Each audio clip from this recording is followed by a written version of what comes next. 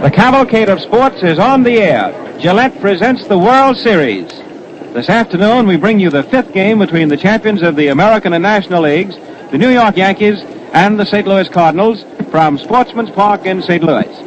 As at all series games for the past 5 seasons, your radio host is the Gillette Safety Razor Company, which broadcasts banner-line sports events such as the Kentucky Derby, football bowl games, and major boxing bouts for your entertainment month in and month out. And this is Red Barber with Bob Elson and Bill Corum on deck to give you a clear, accurate, words-eye picture of every player that's played. Right now, down on the floor, Sportsman's Park, the Yankees are finishing their infield workout. And as soon as they taper off from that, the groundkeepers will take over, and then the ball game itself in roughly 14 minutes. I know you want to know who will be the pitchers, and you won't be surprised at all. It's the 2 big right-handers, the strong men, the aces. Spud Chandler is coming back for his second time. He pitched and won the opener. Chandler, who won 20 games and lost 4 in the American League, who is 1-2 all told in World Series competition. Mort Cooper is coming back for the second time.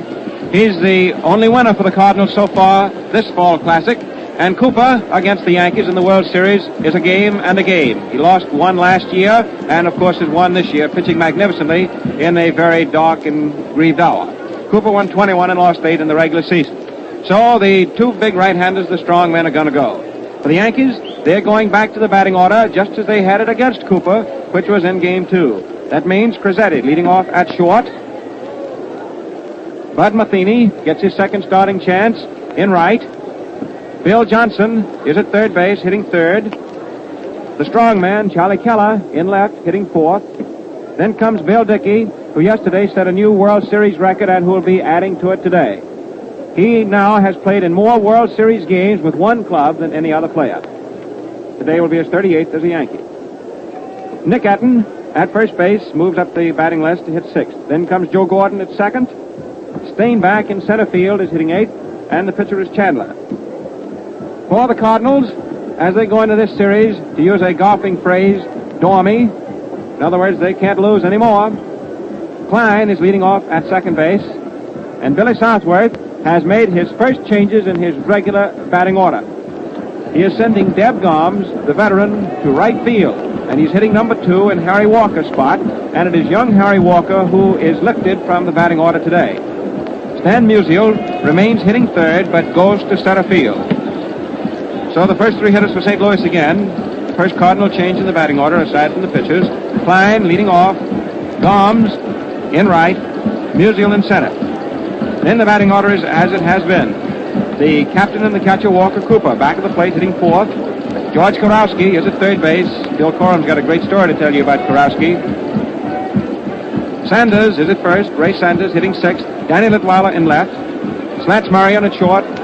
And Mort Cooper, the great right-handed ace of St. Louis, is pitching and hitting 9th. The umpires in their rotation, Eddie Rommel of the American League, back of the plate. Beans Reardon of the National at first. Joe Rowe of the American at second. Bill Stewart of the National at third. The Yankees have just finished their infield workout. The groundkeeping squad has taken over, and they're smoothing out the skin surface of the inner defense. And we are moving over now to our good friend and yours, Bill Corum, who's been with us on these broadcasts. We just wouldn't feel right without Bill on him. And, of course, you've been knowing Bill not only over the air, but for the great work he's done with the Gentlemen of the Fourth Estate. Bill, as you know, is a sports columnist for the New York Journal-American. Bill Corum. Thank you, Red. We come now to the missing out stage of this series between the almost down, but not downhearted Cardinals and the high-riding Yankees. There may be plenty of dynamite left in this 40th Baseball Classic, but if there's going to be, the Latin TNT in the Redbird bats has got to explode, and explode now. I believe one of our correspondents has accused us broadcasters of putting a hex on the red sleeves by giving the score in a certain way or not giving it in a certain way. But what the hex? The true reason the homeboys are in the precarious position in which they find themselves as this 5th and for them last chance game begins is that they haven't been hitting. That was the fly in manager Billy Southworth's cup of bitter tea in the first 4 games. You can second guess it or analyze it as you like, and up and down and back and forth until you're blue in the face, but the chorus of the tune always comes back to the fact that the Sam Breeden boys haven't been playing good baseball. Not Marian, who has failed to cover his usual wide-ranging ground at short. Not Musial, one of the greatest natural hitters I ever saw, and probably the best in baseball today, saving the slugging Ted Williams. Not the courageous Kurowski, who's been playing on his nerve and suffering a variety of ailments, one of which, gallstones, kept him up all Saturday night, and not until the morning of Sunday morning before yesterday's game did he get any sleep. Not Lou Klein or Harry Walker or any man on the team, with the possible exception of Ray Sanders, the Bon Terre, Missouri bummer. In fairness to Marian, I should say that he has hit better than might have been expected, but his usual brilliance of field was missing in those first 4 games. But today is another day, and also X Day, as far as the Cards are concerned. They're down to the last coupon on their ration card, and if they're going to get any winner's share beefsteaks this winter, they're going to have to start getting them when the hands of the clock on the scoreboard move relentlessly down to 1:30. As for the Yankees and their big pilot, Joe McCarthy, the 4th Ward boy from Buffalo, New York, they're sitting in the honey seat and will be at least until this game is lost. If that happens, then there will be a new shuffle of the Cards, and anything can happen. Marsh Joe has got that pitching man from Georgia, Big Spud Chandler, going for him today, and Spud can be a mighty hot potato in one of these crucial games. He's a pitcher, and nobody, as a rule, makes free with his offerings. Naturally, there are the off-remarked exceptions that prove all rules. But there'll be 2 strong-arm servers out there on that ridge today. 2 fellas who can really pitch, and who are both capable of rising to great heights. If Mort Cooper, the top Cardinal right-hander who has won their only game in the series, can come through in this last-ditch stand, he will have exactly reversed last year's situation. Last year, he was the only one of the Card pitchers who got a chance that couldn't win. This time, he may conceivably prove to be the only one who could. And that's baseball as she's played and always will be played. I would like to point out one more thing. If the Yankees win today's game, and with it the series, that will only be a case of turnabout being fair play. The Cards hung it on them the same way last year, and while this is the championship of a fine sport, and literally this year a world's championship in the matter of worldwide interest, and while there are millions who are properly excited about it, it's still just a ball game, just a World Series. All of us together, St. Louisans, New Yorkers, and all over this great country, are not only rooting, but playing in the big game. That means so much to us all. Let's not one of us fail to give all we have in that, as the Yanks and Cards have not failed to give all they had in this series. Now, if I've got time, I've got a great little story about Frankie Crosetti. Yesterday, he missed a pop-fly ball out there, you know, and he was telling me about it a minute ago. He said, Bill, that sun was so bad I turned sidewise and only got half of the ball. And he said that's what happens to a little Italian boy when he tries to get smart. Red has told you about the pitchers. Chandler and also was a great football player down in Georgia. I remember seeing him kick a dropper place kick against NYU in the stadium. But I haven't got much more time now, and so I'm going to turn you back to my good friend, Red Barber. Okay, Red.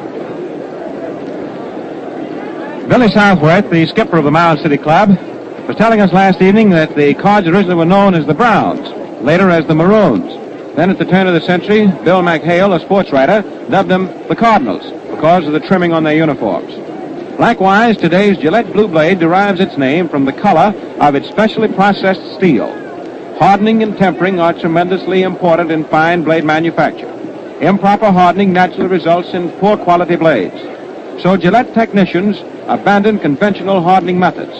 They developed a radically improved process, designed special electric furnaces in which the temperature is controlled automatically. Frank there, fans, is one of many reasons why today's Gillette Blue Blade shaves you much quicker and easier, and lasts far longer than any other blade you can name. Well, that was a very interesting visit we had with Bill Coram, and be with us just as soon as the final out of today's game takes place, for Bill will be back then. Looking down onto the field, it is Chandler for the Yankees, Mort Cooper for the Cardinals, both unlimbering their mighty right arms. Sam Narron, the bullpen catcher who was called upon to pinch hit yesterday, his only appearance in the series, is warming up Mort Cooper. And you may be interested to know that Narron, when we say the bullpen catcher, spent the whole pennant race practically there. He was called on 11 times in the course of the pennant campaign to pinch hit, and of those 11 times he had just one hit for the season. So so he had been seen very infrequently in actual competition. Johnny Schulte, the veteran bullpen catcher, batting practice catcher, and warm-up catcher for the Yankees. Schulte is warming up Chandler. Whenever a Yankee pitcher is being warmed up, it is Schulte with the mitt on, whether it's before the ball game or whether it's down in the bullpen during the game. And Schulte was saying on the train coming out that he hadn't checked it, but he knew he'd warmed up more World Series winners than anybody else. And I don't think anyone would even bother to have to go to the record, because that is true. The Ground Rules Conference exchange of batting orders is finishing up at the plate. Art Fletcher is there representing the Yankees. Catcher Cooper is there representing the Cardinals. There's exchange of orders right now. And we are momentarily expecting the playing of the national anthem. There's the announcement.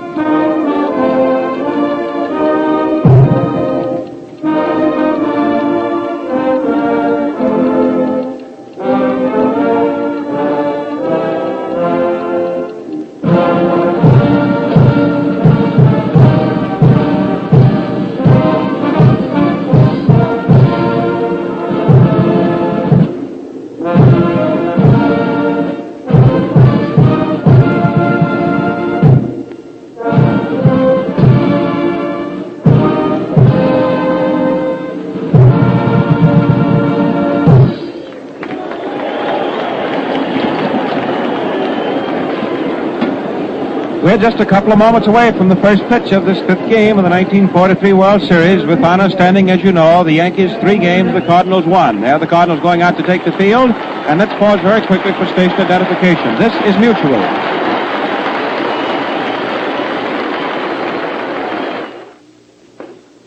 WOR, New York.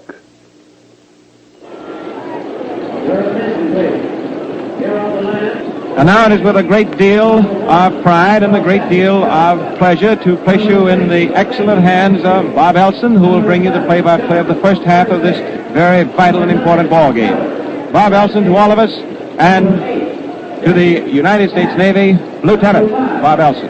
Bob? Thank you very much, Red Barber, and good afternoon, fans. By the way, Red, I was enjoying just a minute ago while I was looking through the sporting news that fine cartoon that Willard Mullen did of you on the front page. I know the baseball fans will all get a kick out of it.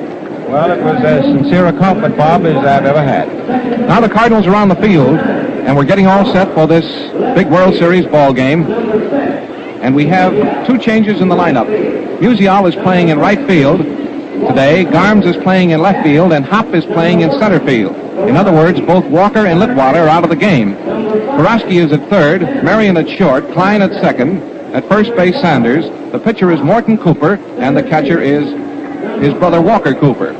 Cooper won the number 2 game of the series in New York by a score of 4-3, giving the Yankees 6 hits.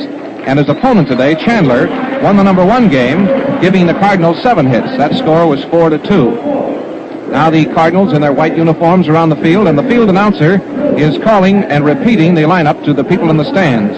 The capacity here is 34,000, and it's jammed to that capacity today. And the only reason there isn't more is there's no place to put them.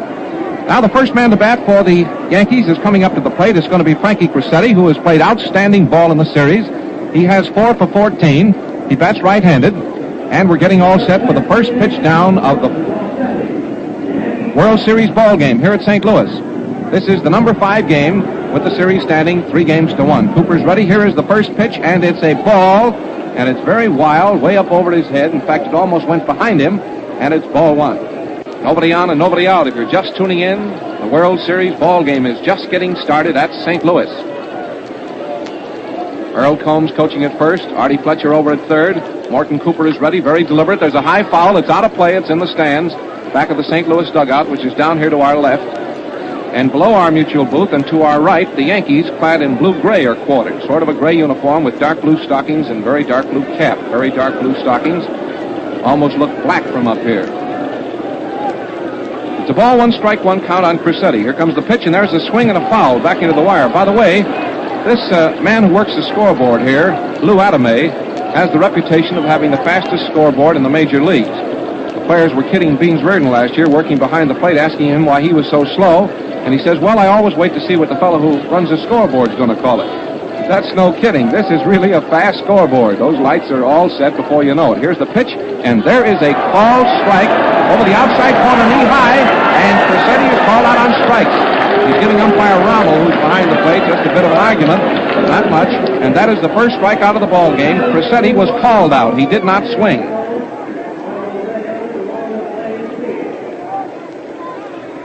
Rommel is back at the plate of the American League. Stewart of the National League is working out there at third. Joe Rue is at second, and Beans Reardon is working at first. Here's a left-hand hitter up. It's Matheny, the right fielder, and there is a strike. It's right in across his knee. The outfield is playing straight away. Remember, it's Johnny Hopp today in center field for St. Louis. Musial is playing right field, and Debs Garms is playing left field. Yankees batting in the first half of the first inning at St. Louis. Here's the pitch to Matheny. Matheny swings and misses a very fast curve. Lots of power back of that one, brother. That was really blown down there, right up around the letters. And Matheny took a vicious swing and missed. His record for the series is 0 for 3. Bud Matheny playing in right field in place of Lindell because the Cardinals are using a right-hander. 1 out and nobody on. 2 strike count. Here comes the pitch. There is a ball, no doubt about it. That was way outside, and it's ball 1 and strike 2. Sportsman's Park is jammed. It's a beautiful sight up here, too, by the way. Flag draped, very colorful. Cooper gets all ready. Here comes the pitch. There's a swing and a miss. He struck him out. He went for it that time. That pitch really fooled him. It really exploded in there around the knees, and it's another strikeout. Mort Cooper's specialty, the old forkball, really exploded in around the knees that time, and you could really see the workings of it. And it is another strikeout. Now, he and Tiny Bonham, who are opposing pitchers in the second game, are great exponents of the use of the forkball, and they say that Cooper's is even better than Bonham's. And Bonham was the boy they always talked about whenever you hear anyone say anything about the forkball. That is up until this series. A right-hand hitter up, and it's Johnson, the third baseman, and the first pitch is wide and low for a ball. Johnson's had 5 for 16 in the series, and there's another one that missed the corner. Outside, it's ball 2. New York Yankees, possessors of a handsome lead in this 43 World Series. Handsome is right, 3 games to 1. Are sending their ace and one of the game's great pitchers today, Spud Chandler against Mort Cooper. There is a high foul. It is going to be out of play, off to the right. Sanders was chasing the ball, but it goes into the first row of the box seats, down the right field line, just about 50 feet past first base. And it's a ball 2, strike 1 count. Mort Cooper and Walker Cooper, the St. Louis battery. Arms playing left field, Johnny Hopp playing center field, and Stan Musial playing right field. In other words, they have lots of left-hand power in that lineup today against Spud Chandler. Ball 2 and strike 1. Here's the next pitch. There's a swing and a vicious swing and a foul that goes back into the wire, and it's a ball 2, strike 2 count. Garms appeared in the series once as a pinch hitter. This is Hopp's first appearance in the series. All 2, strike 2. 2 strikeouts here in the first half of the first inning at St. Louis. Infielders talk it up. Lots of the old fire out there. Now he's getting ready. Big Mort has his sign. Here comes the next pitch. There is a swing and a high foul. It's in the stands down here to the right. Walker Cooper started for the ball. He saw that it was going into the stands. He just made that instinctive motion of moving toward the spot that the ball disappeared, but that was all. 1 step and back behind the plate. All 2 and strike 2. Third baseman Bill Johnson batting for New York. Cooper getting all ready. Here it is. There's a swing and a miss. He struck him out. Mort Cooper struck out the entire side.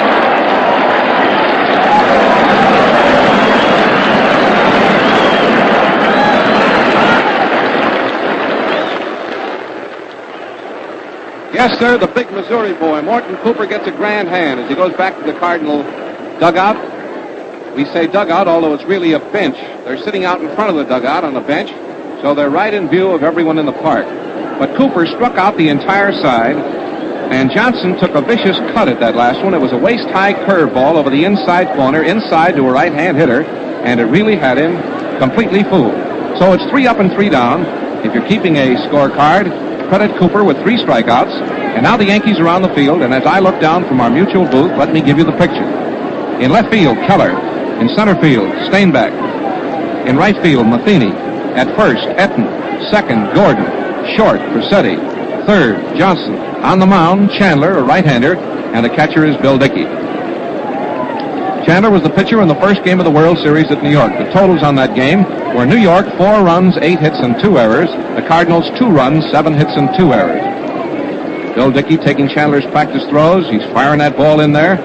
And Lou Klein, the second baseman, is standing to the left of the plate, leaning on the bat, watching Chandler get ready. Umpire Rommel is now getting the whisk broom out, and he's stepping across the plate, and now he's leaning over with his back to the pitcher, and he's cleaning the plate off. The Yankees are scattering to their infield positions. Johnson at third is the last man to hold the ball. He just tossed it to Chandler, and here come the St. Louis Cardinals up for their first turn in the last half of the first inning. The Yankees went down 1-2-3 via the strikeout route in the first. Now let's see what the Cardinals do with Chandler in their half of the inning. Here is the first pitch, and there is a ball. It missed the corner waist high, and it's ball 1.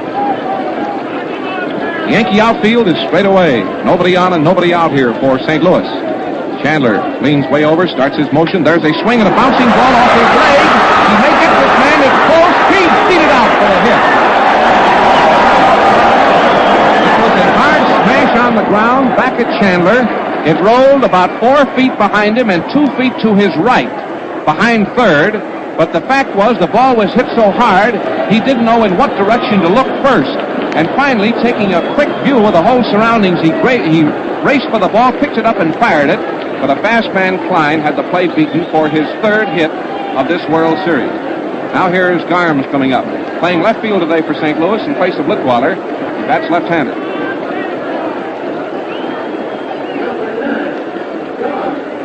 That ball was hit on the ground sharply right back at Chandler. He could not handle it. So St. Louis has a man on first base. Chandler getting ready. Here's the pitch. There's an attempted bunt. Foul.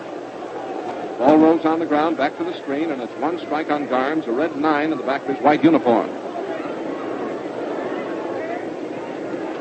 Manager Southworth, in an attempt to really get these Cardinals back in stride, has made 2 changes in the lineup today. He's put in Hop and Garms, mainly to get some more left-hand power in there against Chandler. Pitcher's ready. Here's the next one. It's very high and very wide. He had shortened his bat, ready to bunt it. Johnson at third had moved in, and the first baseman Etten had started to move in on an automatic defensive play on a bunt.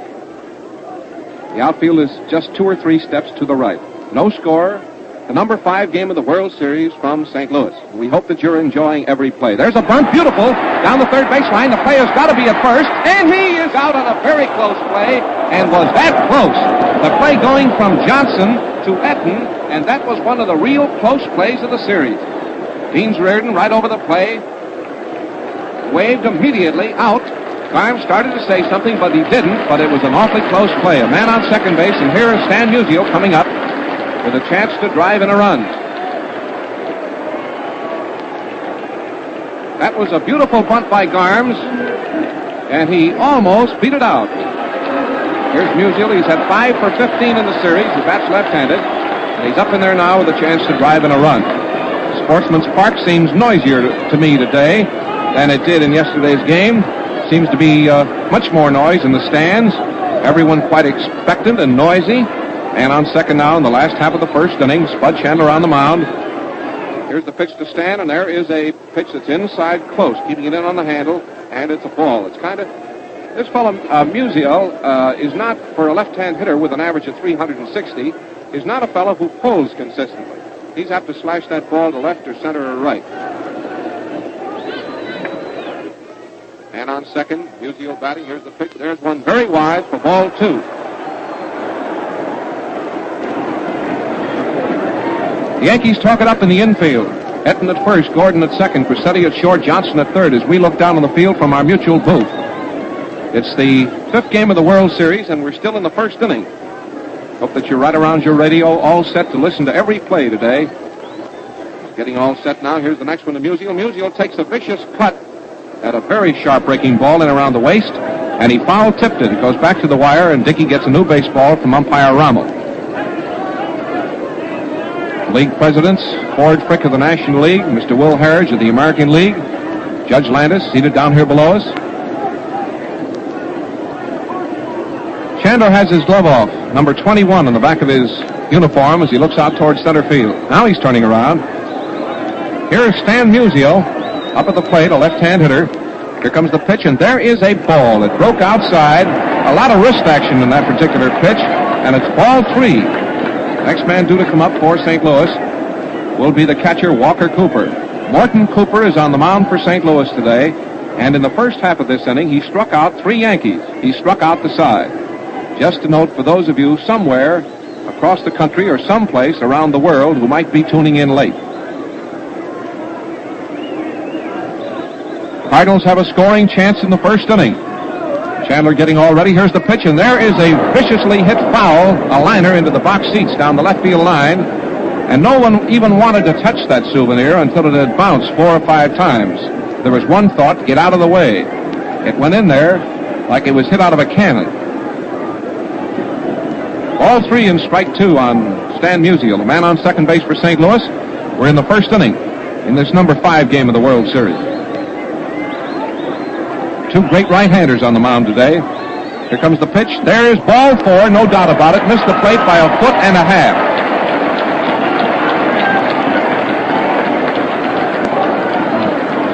There was no doubt about that being ball 4. It was high and it was very far outside, and I'd say that Bill Dickey reached out at least 1.5 feet for the ball. Here's Walker Cooper, the catcher, coming up. He's had 4 for 15 in the series, but he hasn't got, as yet, what the Cardinals have been looking for from him, some extra base hits. Redbirds started this series, looked to the bats of Walker Cooper, Musial, and Walker for some of that extra base power. Now they have runners on first and second here in the first inning. 1 out. Chandler getting all set. Here's the pitch, and there is a strike. It's called right in across the knees. That pitch coming inside broke away from a right-hand hitter, a nice, sharp, fast curve. Walker started to step back, and as he did so, the ball broke right on the corner, and it's a called strike. Umpire Rommel of the American League back at the plate. Here comes the next pitch. There's a swing. He got a piece of that ball and fouled it on the ground to the right. And now it's 2 strikes, and Chandler has Cooper very much in the hole. Pitcher has much the advantage of the situation as it stands now. He can afford to gamble. He can afford to guess. He's really got this batter in the hot seat. 2 strikes, no balls called. Man on first, man on second, 1 out. That's the picture in the last half of the first inning at St. Louis. Johnson playing the hitter close to the third baseline at third base. There is a ball into the dirt. Dickey went down for that one, and it's ball 1 and strike 2. It's 1-2 for Walker Cooper as the Cardinals, fighting hard to get back into the series, are trying hard to get out in front in the first inning off of Chandler and to give big Mort Cooper a lead. Chandler getting all set. Runners on first and second. Here's the pitch, and there's a high bouncing ball. Maybe a double play to Crosetti over to second, out, back over to first, and it's safe at first. No double play. The play went from Crosetti to Gordon to Etten. It's out at second base. Musial is forced at second, but the batter had the play beaten by a step at first base, and so the Cardinals have runners on first and third with 2 gone.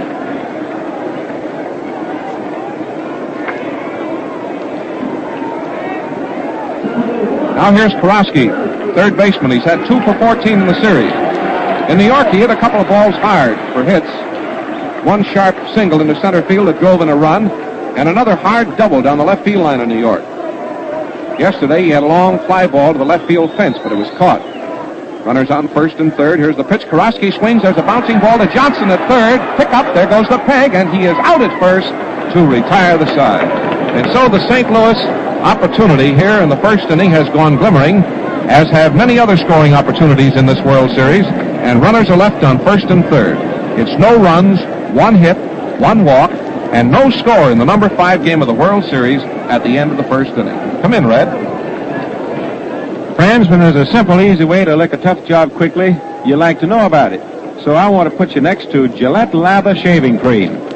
Bill Johnson, Deb Gomes, and plenty of other Yankee and Cardinal players would tell you It's the most thoroughgoing beard softener they ever used. Also, it makes shaving lots more enjoyable. You see, this cream produces a sponge-like lather that holds a barrel of water and keeps your whiskers thoroughly saturated while you're shaving. That means quicker shaves, smoother and better-looking ones, and extra comfort, too. Try Gillette Lather Shaving Cream. Today's World Series game is being broadcast to our troops overseas. Army regulations forbid mention of the sponsor's name. For that reason, and to make this broadcast to our boys possible, Gillette gladly refrains from mentioning the company or its products at any time during the course of the game except between innings. These brief commercials are deleted by the shortwave monitor. All right, Bob? Now this is Bob Elson talking to you again from Sportsman's Park. The first man to bat for the Yankees is going to be Charlie Keller, the famed left fielder and strong man of the Yankee ensemble. He's up in there batting left-handed, and Mort Cooper is all ready. Here's the first pitch to Keller, and he takes one, a nice slow curveball around his knees for a called strike. Big Mort Cooper, the big guy who defies all superstition with 13 on his back, is out there on the mound for the Redbirds. Nobody on and nobody out in the first half of the second. He's all ready. Here's the pitch. There's a mighty swing and a miss. Waist high, foul tipped that ball, and it's 2 strikes. Mort Cooper, a right-hander, on the mound for St. Louis. The outfield is swung a step or two to the right. Keller in the batter's box. Here he is right below us, waving that big bat around. Boy, he even looks dangerous. Gets all ready. Here comes the pitch. There's one. Strike 3. He struck him out. A curveball in on the handle, and that is 4 strikeouts in a row. Charlie Keller was called out on strikes.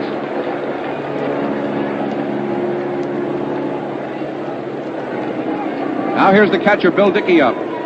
Dickey's had 4 for 14 in the series. Had a sharp hit yesterday that drove in a run. He's batting with 1 out and nobody on, and Mort Cooper has that strikeout ball of his really working out there today. Here comes the first pitch, and Dickey swings and misses. Fastball up around the shoulders, and it's 1 strike. That's 4 strikeouts in a row. Cooper has struck out everyone who's faced him so far in this number 5 game of the World Series. There's the drone of an airplane overhead. Cooper getting all ready again. Here's the next pitch, and there's a ball. It's in the dirt, and it's 1-1. Ball 1 and strike 1. 34,000 capacity crowd here today. The infield on the right side for St. Louis is playing very deep. Bill's not so fast anymore, and the infielders can afford to back up. Ball 1 and strike 1 for Dickey. Here's the next pitch. There's a swing and a miss. Curveball right in around the waist, and it's ball 1 and strike 2. 1-2. Dickey walks out of the batter's box, pounds the business end of the bat on the dirt, steps back up in there again. Here he is right below us, number 8 on the back of his gray uniform. Here comes the pitch. There is a high foul fly, short distance down the left field line. It may get away. It goes into the stands. The third baseman, Karofsky, made a nice try for the ball, running about 150 feet down the third baseline and over to the railing for that ball, but he could not get to it, and it's ball 1 and strike 2. Umpire Bill Stewart followed him right over to the railing. These umpires, on top of every play, have done a grand job in this World Series. And the count on Dickey is ball 1 and strike 2. The outfield is straight away. Cooper's getting all ready. Here comes the next pitch. There is strike 3. He struck him out. 5 in a row for Mort Cooper. He did not swing. It was the fork ball in around his knees, and he was called out on strikes. So that is 5 strikeouts in a row for Mort Cooper.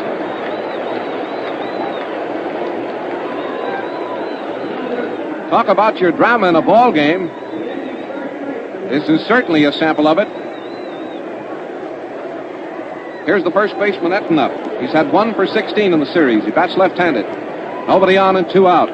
Mort Cooper getting all ready. Here's the pitch. There's a ball. It's up around his eyes, and it's ball 1. Uncovered bleacher section in left field, uncovered in center field, and a bleacher section which is covered, so they call it a pavilion in right field. It's a single-decked affair. He's getting set. Here's the next one. There's a ball. It's high outside, and it's ball 2. Mort Cooper has 5 strikeouts in succession. Cardinals talk it up out there. The Cardinals had a grand scoring chance in the first inning, but did not cash in on it. They had runners on first and second with 1 out, runners on first and third with 2 out. There is a ball. It's shoulder high and a bit outside, and it's ball 3. So the count on Big Nick Etten, the Yankee first baseman, has been run now to 3-0. Cooper's getting all set. Here comes the pitch, and there is ball 4, no doubt about it. A foot outside, knee high, and Etten is the first Yankee to reach on a base on balls.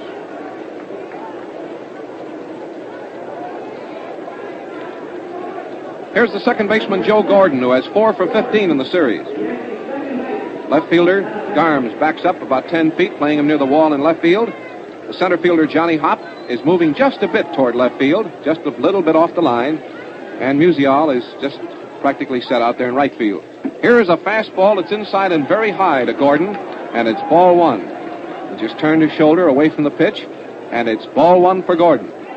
Runner on first base, and 2 out in the first half of the second.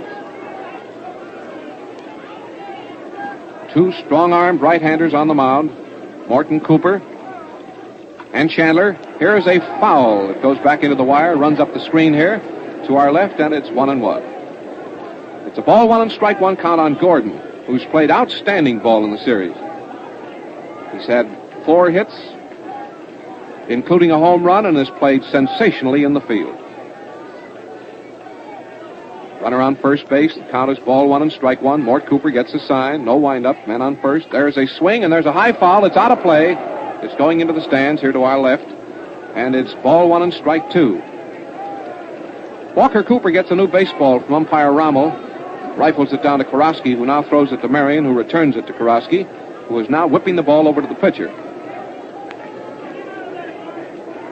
Klein out at second base is kicking the dirt around. Sanders at first base is playing right on the bag. There's a base runner over there. It's Etten who walked. There's 2 out, and a count of ball 1 and strike 2 on Gordon. Cooper getting all set. Here comes the pitch. It's a ball. It's in a little bit too close. Waist high, and it's 2-2. Ball 2 and strike 2.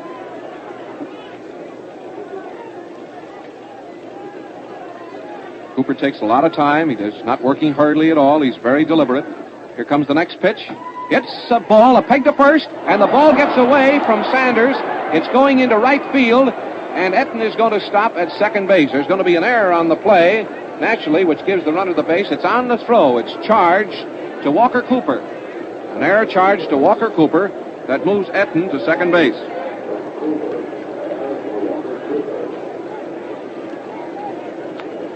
That is the 10th error in the series for the Cardinals. 10 errors in the series. And now here's manager Southworth coming out to talk to Mort Cooper. Count is ball 3 and strike 2. Cooper fired the ball to first base and threw badly. And he is charged with his second throwing error of the series. He had one in New York, throwing to second base. Ball 3, strike 2.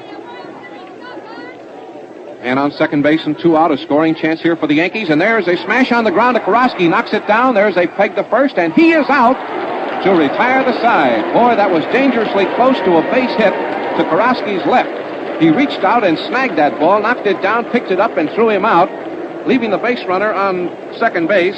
And the totals for the inning are no runs, no hits, and 1 walk. And that is the end of the first half of the second. When you're laying your money on the line, it always pays to be a stickler for quality. And if you're buying razor blades, it pays double to get Gillette Blue Blades. As Mort Cooper puts it, the big fella just came within 1 strikeout of a World Series record. As he puts it, they are tops for shaving comfort and durability, too. These sharper, longer-lasting blades are produced by the same skilled craftsmen who built your Gillette razor. That means they are made to the closest limits of accuracy known in the industry and fit your Gillette razor precisely, protecting you from the scrape and pull of misfit blades. For the slickest shaves ever, smooth, good-looking shaves that really rate, today's Gillette Blue Blade simply has no equal. Now we're going into the last half of the second inning, and Bill's come over here with some figures. Bill Coram, on the 5 strikeouts of Mort Cooper, Carl Hubble did the same thing against Washington in 1933. And in the World Series of 1919, Hod Eller of Cincinnati against the White Sox had 6 strikeouts in a row. Thanks, Bill. That's a very interesting note. Now here's Sanders coming to bat. That's left-handed. He's facing Chandler. No score. 5th game of the World Series. Chandler getting all ready. Here's the pitch, and Sanders takes, and it's in close on the handle for ball 1. Sanders steps back. He's had 4 for 14 in the series, including a home run. Nobody on and nobody out. Here comes the pitch, and there's a smash on the ground. A base hit to right field on the ground. Took a hold of a knee-high pitch and slapped it into right field. I should say he slashed it into right field because that ball really was cut at, and it's a base hit. That is the second hit off of Chandler. It is Sanders' fifth hit of the series. It's a man on first base, and here is Johnny Hopp coming up for the first time in the series. Hopp played first base for St. Louis in the World Series. In the 5 games last year, Hopp was playing first base. He's now making his first appearance in this World Series of 43, and there's a ground ball to the pitcher. The play is going to be at second base. It's out, and then Gordon drops the ball, and it's called safe. Gordon is safe all around. The umpire at second base says that Gordon never really had possession of the ball, and it is safe all around. There's going to be an error on that play. Let's wait and see how the official scorer scores it. It'll be charged, I'm sure, to Gordon.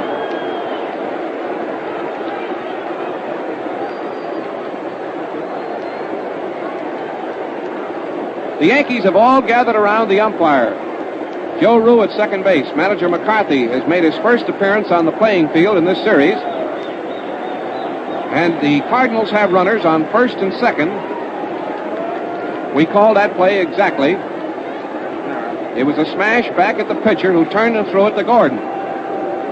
Gordon at second base grabbed it and started to fire it and dropped it. And the umpire reversed himself and said safe all around. The error is charged to Gordon. And that is the Yankees' fourth error in the series against 10 for the Cardinals. What looked like was going to be a double play ball, fans, turned out to result in an error to Gordon, and the Cardinals have runners on first and second, and 9 Yankees have gathered around the umpire at second base, including Joe McCarthy.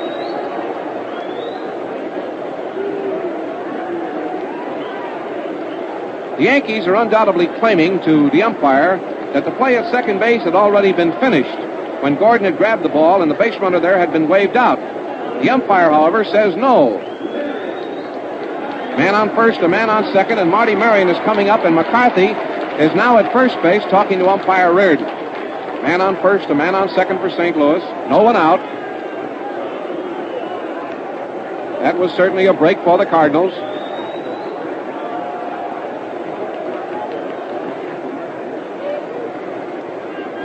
Man on first, a man on second on that play. And now here's Marty Marian up. He bats right-handed. Here's the pitch, and there is a ball. A throw to second base, and he was almost picked off out there. Very nearly picked off. It was a very, very close play. Sanders just got back in time, and Dickey almost had him picked off a second. When the throw left home plate, it looked like he was going to get him. He had such a long lead off, and they called for the pitch out and very nearly picked him off the bag. In that play at second base of Chandler, charged the error to Crosetti, who handled the ball at second in place of Gordon. They were both moving over there, and Frankie Crosetti handled the ball, so charged the error to Crosetti. Man on first, a man on second. Marty Marian batting. Here's a bunt down the first base line. Beckton picks the ball up. The play is at first base, and it's a sacrifice. He is out at first, and the Cardinals have runners on second and third. It was a beautiful bunt down the first base line, about 20 feet. It was handled by Etten, who was playing in on the play. He turned and fired the ball to first base to Gordon, who shipped it over to cover on the sacrifice. So there's a man on first, a man on second, a man on third, and Cooper is coming up.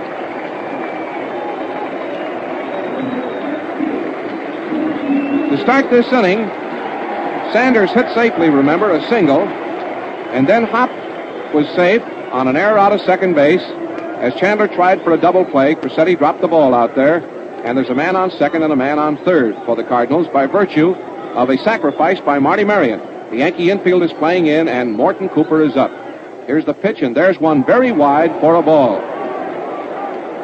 Crosetti at short, Johnson at third, Gordon at second, Etten at first. They're all playing way in, almost in the edge of the grass, and Cooper is batting. Number 13 on the back of his uniform. Chandler out there trying to get out of another jam he did in the first inning. And there is a strike. It's right in over the inside corner. Above the knees, it's called, and it's 1-1. You remember, fans, in the first inning, St. Louis had runners on first and second with 1 out, runners on first and third with 2 out, all that and failed to score. Now they have a man on second, a man on third with 1 out, and the pitcher up. count is 1-1. Chandler's getting all ready. Here's the next pitch. Cooper started to swing, stopped. It's called a strike anyway, and it's ball 1 and strike 2. The Cardinals have just not been able to cash in on scoring opportunities in this 43 series. They just have not been able to come through with hits when they'd mean something. Chandler taking a lot of time. He's worked up a 1-2 count on Cooper. Now he's getting all ready. Here's the pitch, and there's a swing and a miss. He struck him out. Cooper went for one right in around his knees and struck out. That is Chandler's first strikeout, and here is Klein coming up, the leadoff man. Klein had a couple of chances in yesterday's ball game to come through when it would really help, but the little fellow just couldn't get those hits yesterday when it would help. Now he's presented with an opportunity today with a man on second and a man on third and 2 gone. Chandler getting set. Here's the first pitch, and there is a mighty swing and a miss, and he missed that ball by a half a foot. There's a change-up on that, a curveball, slow on the outside, waist high. Chandler working hard, working with his usual cunning out there on the mound. It's made him a 20-game winner against 4 losses for the Yankees. Getting all set again. Here comes the next pitch to Klein. Klein swings. There's a fly ball to right field. It should be caught. Looks like an easy chance for Matheny. He's under the ball and has it to retire the side. And so St. Louis has failed to cash in on another scoring opportunity, and runners are left on second and third at the end of the second inning. The totals are no runs and 1 hit and 1 error in the inning. And there is no score in this ball game, the number 5 game of the World Series, at the end of 2 innings of play. We're going to pause briefly now for station identification. This is Mutual. WOR New York, the Mutual station broadcasting all sports all year round. Now this is Bob Elson talking to you again from Sportsman's Park in St. Louis with the Cardinals on the field and the Yankees coming to bat to start the third. The first man to come up is going to be the center fielders, Steinbeck.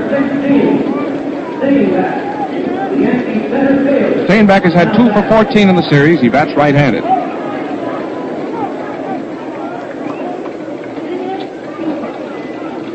Going into the first half of the third, there's no score in the ball game.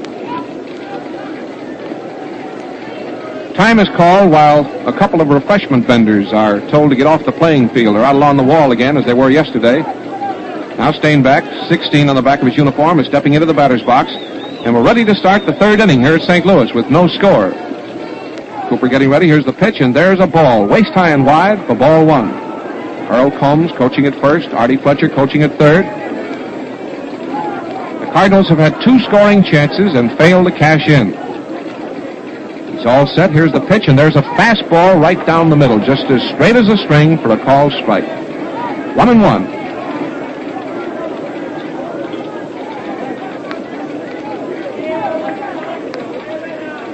Cooper's getting all set again. Here's the next pitch, and there's a swing and a bouncing ball to Sanders. He's up with it. There's the run to the bag. He's out. Sanders makes the play unassisted, and the Cardinals fire that ball around.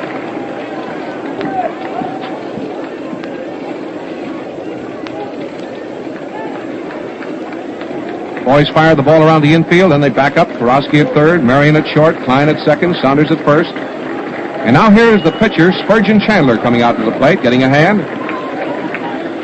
Chandler was the winner of the first game of the series at New York, 4-2. He beat Lanier, you remember. Mort Cooper was the winner of the second game. He beat Bonham, 4-3. Here's Chandler batting right-handed. 1 out and nobody on in the first half of the third. Cooper's getting ready. Here's the pitch. There is a fastball that backed him up. Ball 1, in very close. Hop playing center field. Garms playing left field, and Musial playing right field. Cooper's ready. Here's the next pitch, and there is a ball. It missed the corner by an inch, waist high on the outside, and it's ball 2. Mort Cooper opposing Chandler, 2 powerful right-handers, 2 great right-handers on the mound in this 5th game of the series, and there is a swing and a miss at a fastball knee high. Chandler missed that ball plenty, went around like a top, and it's ball 2 and strike 1. Chandler steps back in again, waves that bat around. Mort Cooper looks down at his brother Walker getting his sign. the Redbirds talk it up in the infield. Here it is. It's a swing and a high bouncing ball. Maybe foul. It is foul. And Cooper comes all the way over from the mound, across the foul line, into foul territory to pick that ball up. And now it is a 2-2 count on Chandler. Ball 2 and strike 2 for Chandler. Batting for the Yankees in the first half of the third with 1 out. No score in the ball game. Cooper as yet has not been touched for a hit. Chandler has given 2 hits. Cooper has 5 strikeouts. Ball 2, strike 2. Here comes the pitch. There's a swing and a foul. Bounces off the umpire's mask. Umpire Ramo back at the plate today. Walker Cooper gets a new baseball for his brother now. Takes his glove off, smooths the ball around in his hands, walks out in front of the plate, tosses it back to Mort, says something to him. And now he's back in a crouch back of the hitter. It's Chandler. Nobody on the bases, 1 out. Gets his sign, shakes his head, has the sign he wants. Ball 2, strike 2, here it is.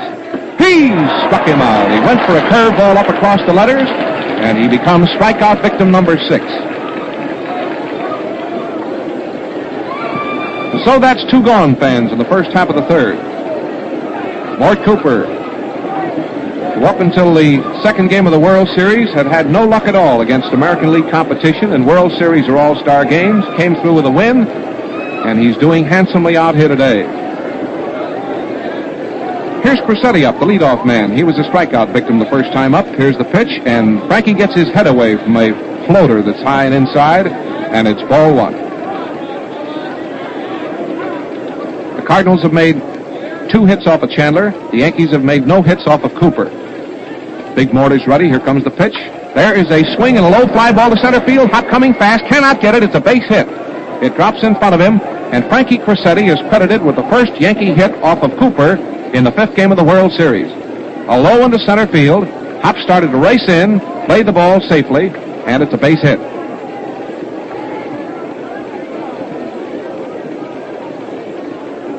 That's 5 hits in 16 tries for Crosetti in the series. Now here's the right fielder Matheny up. That's left-handed. There is a strike over the outside corner, knee high. It's called. Matheny is playing right field for New York today in place of Lindell. Crosetti on first base. Cooper watches him over the shoulder. Here comes the pitch to Matheny. He takes a vicious swing at a fastball and misses. 2 strikes. Matheny really went for the works that time. That was a vicious cut. And he missed it for strike 2. He was a strikeout victim the first time up. Man on first and 2 out, 3rd inning. Mort Cooper getting all set. Here comes the next pitch. There is a hard hit ball in the left center field. It's a hit, single at least. A nice play on the ball out there. And here's the throw into the infield. And there are runners on first and 3rd. Crosetti kept on going around to 3rd. And Garms made a nice pickup with that ball. It was hit very viciously. He was going towards center field, and he was out of position to fire that ball into 3rd base. So the runner kept right on going around to 3rd. It's a base hit, and the Yankees have runners on first and 3rd. And Johnson coming up. That was hit number 2 off of Cooper. Man on first, a man on 3rd, and Johnson up. He's had 5 for 17 in the series. There's a swing and a foul. It's up into the stands to the right, and it's a foul, strike 1.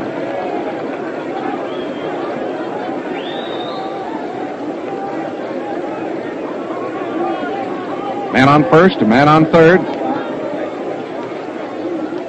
Cooper getting all set. Here's the next pitch to Bill. He hits an infield fly. The 3rd baseman, Karosky, is calling for the ball, and he takes it. Karosky went to his left in front of the shortstop position at the edge of the infield grass to take that infield fly ball and to retire the side, and runners are left on first and 3rd, and the totals are no runs and 2 hits. And that ends the first half of the 3rd inning. The 5th game of the World Series is going into the last half of the 3rd inning with the Yankees on the field. The Cardinals coming to bat. The left fielder Garms is going to be up first. He laid down a sacrifice in his first appearance in the 1st inning to move Klein along. Klein had an infield hit off of Chandler's leg. And now here's Debbie up for the second time in the ball game. This fellow was the leading hitter in the league not so many years ago with the Pirates. Chandler getting all set. Here's the first pitch to Garms, and it's almost in the dirt. Ball one. Nobody on and nobody out. No score. The number 5 game of the World Series at St. Louis. Chandler and Cooper. Garms led the league in 1940. He's all set. Here comes the pitch, and there is a strike. It's perfect. Right in across his knees. It's called, and it's 1-1. Ball one, strike one. Mike Gonzalez coaching at first for St. Louis, and Southworth down at third. Pitcher getting all set again. Here's the next one. There is a ball. It missed the corner by an inch at the knee, and it's ball two. The Cardinals are fighting hard to get back into this series, and the Yankees are just as determined to try to end it today at 5 ball games. Seemed to be an air of confidence on that St. Louis bench today. The boys weren't at all downcast before the game, all figuring that today is our day. Here comes the pitch, and Garm swings, hits a high bouncing ball to Gordon. He has it. There goes the peg. He's out. The play going from Gordon to Etten, and there's one goal, and the Yankees fired it around. Here's Musial. He walked the first time up. Stepping into the batter's box. 1 out and nobody on in the last half of the third, and a 0-0 ball game. Cardinals have 2 hits. The Yankees have 2 hits. Chandler ready. Here's the pitch, and it's perfect. Bullseye right down the middle. It's a called strike. The bat's left-handed, but the center fielder is playing him just a shade to left field. They don't play him to pull.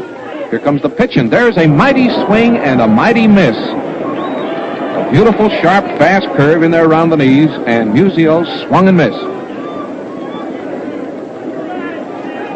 Chandler leans forward on that right foot. Now he scrapes it across the pitching rubber. Gets it all smooth to his liking. He has a 2-strike count on Musial. Here comes the pitch, and there's a swing and a miss. He struck him out. Musial went with a sort of a choppy swing for a fast one on the corner, knee-high, and missed. And he struck out and becomes strikeout victim number 2 for Spud Chandler.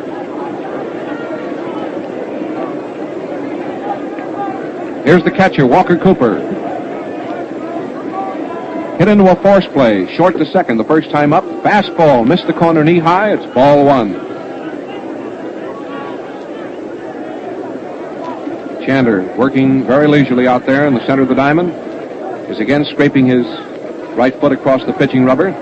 He's retired 2 Cardinals here in the last half of the third. There's no score in the ball game. There's one outside, knee high for ball 2. It's 0-0. In case you're just tuning in to the ball game at St. Louis, it's 0-0 at St. Louis in the last half of the third in the 5th game of the World Series. Chandler against Cooper. There is a strike. He caught the corner that time with a nice pitch, and it's ball 2 and strike 1. Called.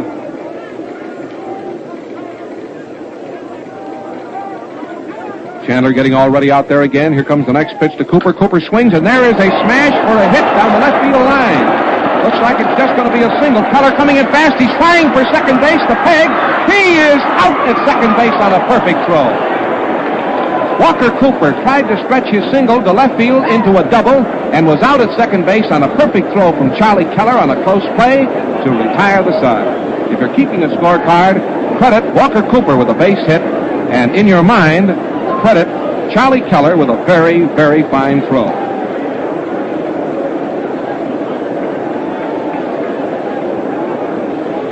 Well, that is the end of 3 innings here at St. Louis. Cooper's sharp single to left field was between the third baseman and the bag on the ground. Keller came fast, grabbed the ball. Cooper kept right on going, and he threw him out at second base on a perfect peg and on a very close play. Now, fans, we're going into the first half of the 4th inning of this ball game. Whether you're listening in California, Chicago, New York, Maine, Florida, wherever you happen to be listening, we hope that you're enjoying every single play. The Cardinals out there in the field pegging the ball around. That's 3 hits off of Chandler, 2 hits off of Cooper. The outfielders are getting all set.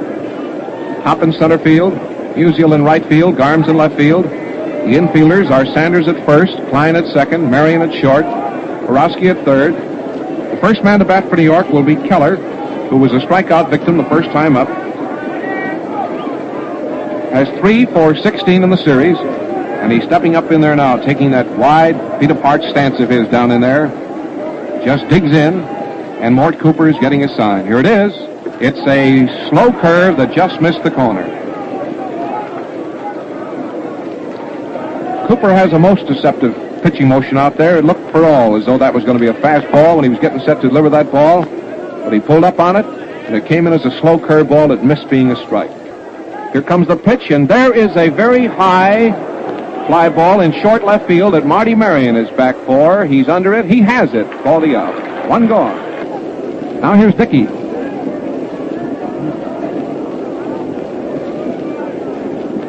Bill Dickey stepping into the batter's box with one out here.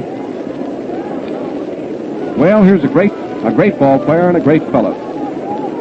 Everyone wishes that Mr. Dickey's active playing career could go on for another 20 or 25 years. Left-hand hitter, he's up in there now watching Mort Cooper. Cooper getting all set. Here comes the pitch, and there's one very high and very wide, a ball. Ball one. One out, nobody on. First half of the fourth inning.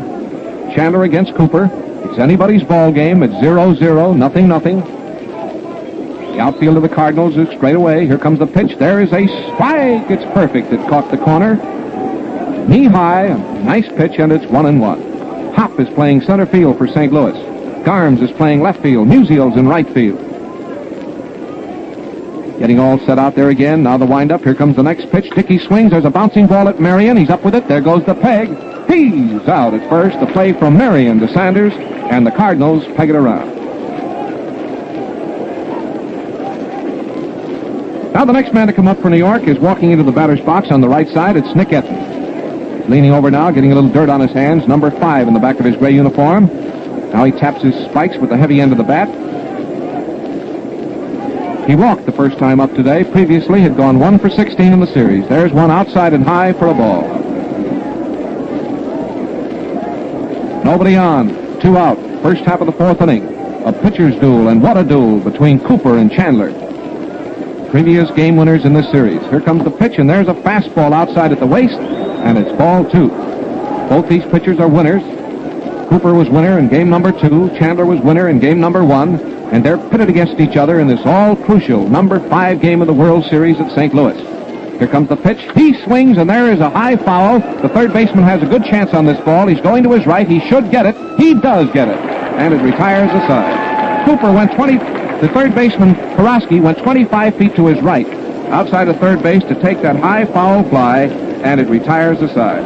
In the first half of the fourth inning, it's 3 up and 3 down. No runs, no hits, no errors. No score in the ball game. Come in red. Johnny Hop, Bud Matheny, and others, certainly too many of the Cardinals and the Yankees to mention right now, use Gillette Lather shaving cream. And friends, when you prepare your beard with Gillette Lather shaving cream, then ease through it with the Gillette Blue Blade, you get the slickest shaves in the book. Gillette chemists experimented years before developing this faster-acting, more economical beard softener. Hundreds of formulas were made and tested, and what a cream it is. It produces up to 4 times as much lather as most popular brands. Better still, it makes a sponge-like lather that holds lots of water and releases it freely, soaking, saturating, and softening tough, wiry beard as fast as a jitterbug. And personally, just let me point out to you, fellas, the aftershave feel of your face for hours after it. Your skin remains soft and pliable. Men, you'll never know what shaving luxury is like until you use this happy combination. Gillette Lather shaving cream to soften tough beard, the Gillette Blue Blade to whisk it away. Now we're going into the last half of the fourth inning. This is Bob Elson talking to you again from Sportsman's Park in St. Louis. Chandler's getting all ready to pitch to Whitey Karosky, number 1 in the back of his uniform. It's a 0-0 ball game, fans. It's plenty tense here, as I'm sure I don't have to tell you. And it's anybody's game. There's a bunt down the third base line. Johnson coming fast. There goes the peg. He beat it out. Base hit. Whitey Karosky just beat out a bunt down the third base line. For the 4th hit off of Chandler, and it brings up the first baseman Sanders, who singled the first time up. I hope that you're all enjoying every play of this ball game, especially all our servicemen in all parts of the world. I hope they're enjoying every play. Their being where they are is making it possible for 130 million people to enjoy these ball games here in the United States. Man on first base, Sanders up. He bats left-handed. Chandler on the mound. That was the 4th hit for St. Louis. Borowski edging off of first base. Sanders up, batting left-handed. Here's the pitch. It's very wide for a ball. Borowski really caught them flat-footed that time. The bunt was laid between the mound and third base. Chandler started to go for the ball first, but Johnson evidently hollered, and Chandler stepped out of the way, let Johnson field it. He did it perfectly, but just couldn't reach him. There's a ball, very high and wide, and it's ball 2. Chandler is keeping that ball high and outside from Saunders, who's proven himself to be a pretty good pull hitter so far in the series. He pulled one into the seats in New York for the home run, and last time up, he slashed one sharply into right field. They're keeping that ball outside on it. Man on first, nobody out. Chandler getting set. Here's the pitch, and there's ball 3 outside in the same spot as far as the zone was concerned, outside, but that was around the waist instead of around the shoulder. So Chandler has worked the count to 3-0. Johnson at third base, playing in a few feet. Runner on first base. It's the St. Louis half of the 4th inning. This pitcher's battle between Cooper and Chandler. There is ball 4, no doubt about it. Missed the plate by 2 feet, knee high. Runners on first and second for St. Louis, and nobody out.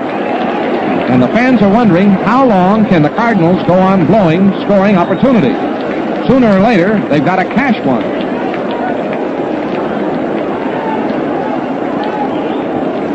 Man on first, a man on second now for St. Louis, and here is Hippity Hop up.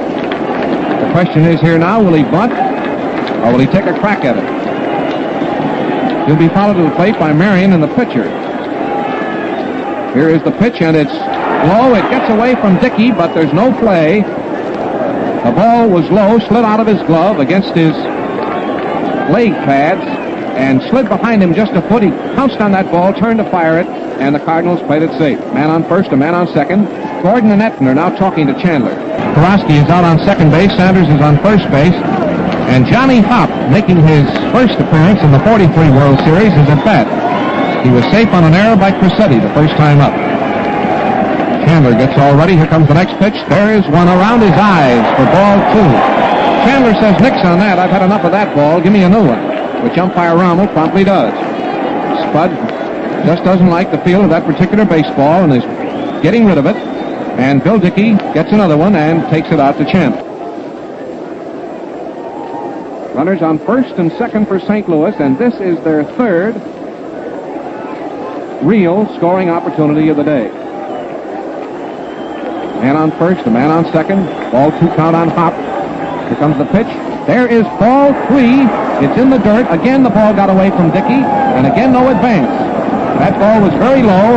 It slid out of Dickey's glove, rolled 2 feet behind him, but the Cardinals, playing it safe, are still at first and second. Man on first, a man on second, and a 3-0 count. No one in the Yankee bullpen. Nobody warming up. This is the St. Louis half of the 4th inning, fans. And now, Winslow, a right-hander, has started to warm up in the right field bullpen for the Yankees. There is a strike. It's on the corner, knee high, and it's 3-1.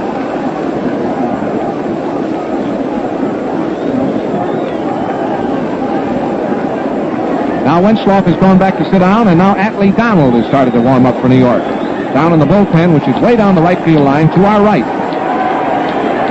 Here is a strike on the corner. Ball 3 and strike 2. They howl out of the stands as Hop starts that automatic move of going to first base with a ball 3 count on him. And the umpire, Ed Rommel, says, "No sirree, Johnny, that was good. It's a ball 3, strike 2 count." Man on first, man on second. Donald had a record of 6-4 during the season. 2 men on. Here's the pitch, and Hop swings and tops that ball. He rolls it foul, and it's ball 3 and strike 2. Borowski led off the inning, the last half of the 4th, by beating out a bunt to Bill Johnson at third. Sanders walked on 4 pitch balls. They're on first and second. And Hop, who was playing in center field for St. Louis in place of Walker, is batting. He was safe on an error the first time up, and he's worked the count up to 3-2.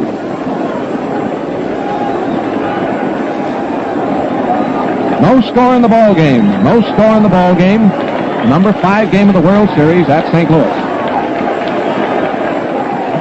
Here comes the pitch, and there's a swing and a miss. He struck him out. Chandler fired a fast curve over the outside corner, waist high, and hop goes out on strikes. 1 out.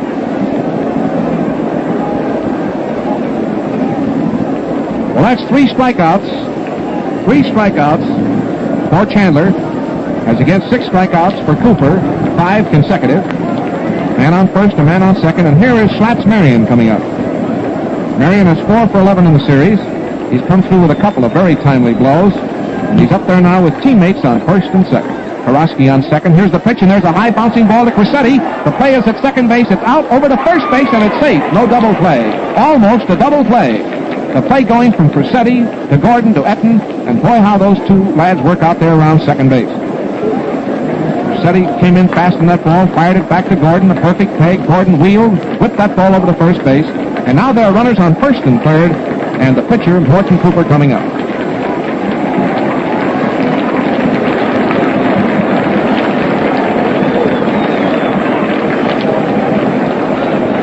Man on first, a man on third.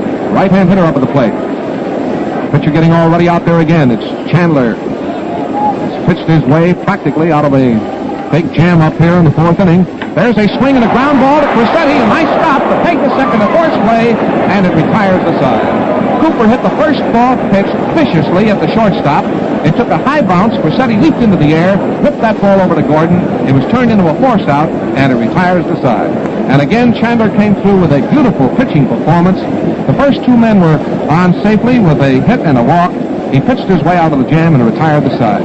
No runs, 1 hit, 1 walk, and that is the end of 4 innings of play here in St. Louis, friends, in this number 5 game of the World Series. The score is 0-0. We'll pause briefly now for station identification. This is Mutual. This is WGN, the voice of the people, Chicago.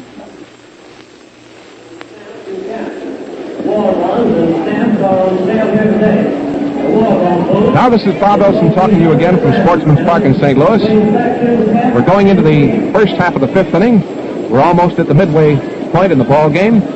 My colleague and co-worker in many a colorful World Series, Red Barber, he all set to carry you along with his colorful story of the last half of this World Series game. And now we're ready for the first half of the 5th inning, and the first batter for New York, who is the second baseman, Gordon. The first time up, he bounced out to Karosky. Now he's facing Mort Cooper. 0-0 starting the 5th. Wind up in the first pitch, and Gordon swings and bounces one to Karosky. There's the ball going across to first base, and he is out. Karosky, the Sanders, for the first out. The Cardinals peg it around.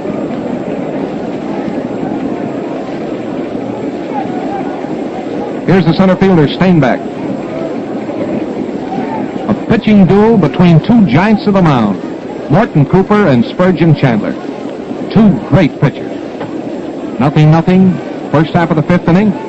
Pitcher's getting all ready. Here it is. Steinbeck takes, and it's a ball. It's outside knee high, and it's ball 1. The Yankees have made 2 hits. The Cardinals have made 4 hits. Right-hand hitter up. Pitcher's getting all set. Here's the next one to Steinbeck. He swings. There's a ground ball through the box. Marian makes a one-hand half stop of the ball. Couldn't hold it. Couldn't come up with it. And it is a base hit. A base hit for Steinbeck.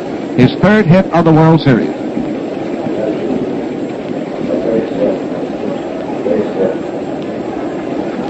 Man on first. Here's Chandler coming out. Man on first base and 1 out. First half of the 5th inning of the ball game. What a ball game it is, fans, and we hope that you're enjoying every play.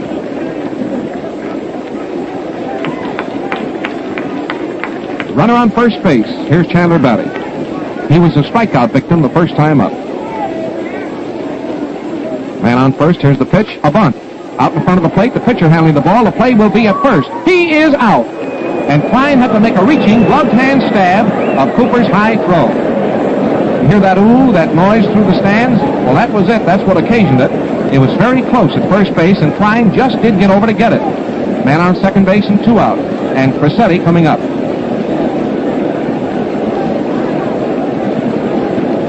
Crosetti has 5 for 16 in the series. He is plenty dangerous. Frankie Crosetti, who has played great ball at short, Now they're motioning the left fielder, Grimes, to move in a bit. Southworth is motioning the Hop in center field to come in. Man on second base. Here is the pitch, and there's a swing and a miss. A fast curve across the letters, and it's one strike on Crosetti. Man on second base, 2 out here, first half of the 5th inning. 5th World Series game is 0-0. Mort Cooper against Chandler. Here comes the pitch. There's a swing and a miss. Up around the letters again, and it's 2 strikes. And he is just powering that ball through there now with brute force. Those have been 2 very, very fast curve balls up around the letters that Crosetti has had to look at right under his chin, and he has swung at both of them and missed. Now let's see what he's going to give him for the number 3 effort. Man on second for New York, 2 strikes on Crosetti. Here it is. And he started to swing at that ball, but stopped. The umpire says he did not complete the swing, and it's called a ball. And the ball got away from the catcher. And now let's see. It is not a strike. It's the Cardinals are claiming that that was a half strike that should be called a strike on that pitch, but the umpire says no. And the ball got away from the catcher, and the base runner advanced to third. That was a very, very low outside pitch that got away from Cooper, the catcher, rolled at least 20 feet back of the plate, and the base runner advanced to third. It is a wild pitch. Advanced the runner to third base on a wild pitch by Cooper. Southworth also comes out to find out what it was all about, and it certainly did not look like a swing from here, and the umpire says it was not. Cooper looked like he has hurt himself down here, and he's walking away from the plate. He has taken his mask off, but he has not taken his chest protector or shin guards off, and undoubtedly will stay in the ball game. Doc Weaver, the Cardinal trainer, will administer to him over there now, and then he'll be back in the ball game, I'm sure, very quickly. The situation is we're in the 5th inning at St. Louis. It's the first half, the Yankee half. The American League champs possessing a 3-1 edge in ball games played in this 43 World Series. And they're fighting hard to try to end it up in St. Louis today, while the Cardinals are really fighting to get back into the series. And that's just what they do if they win this ball game. They are back. It would make it 3-2. Look, probably if they would win today, for Alfa Brazel tomorrow in what would be the 6th game, and probably Bonham. However, the Cardinals must win the ball game today to stay in the running. Here is O'Day coming out replacing Cooper. He undoubtedly hurt his hand more seriously than we could judge from up here, although anything is a guess. You can't tell when the fellow leaves the batter's box or the catching spot just how badly his hand is hurt. And evidently it was found when he got back in there that it was hurt too badly to continue, so Walker Cooper is forced out of the ball game, and Ken O'Day, the second-string catcher of the St. Louis Ball Club, is making his first appearance in the 43 World Series. Ken O'Day, bats left-handed, good hitter. Used to be with the Cubs, used to be with the Giants. He's been around the majors for a long time. Good receiver, good hitter. And he is now stepping into the spot vacated by Walker Cooper. O'Day walks out to check signals with Cooper.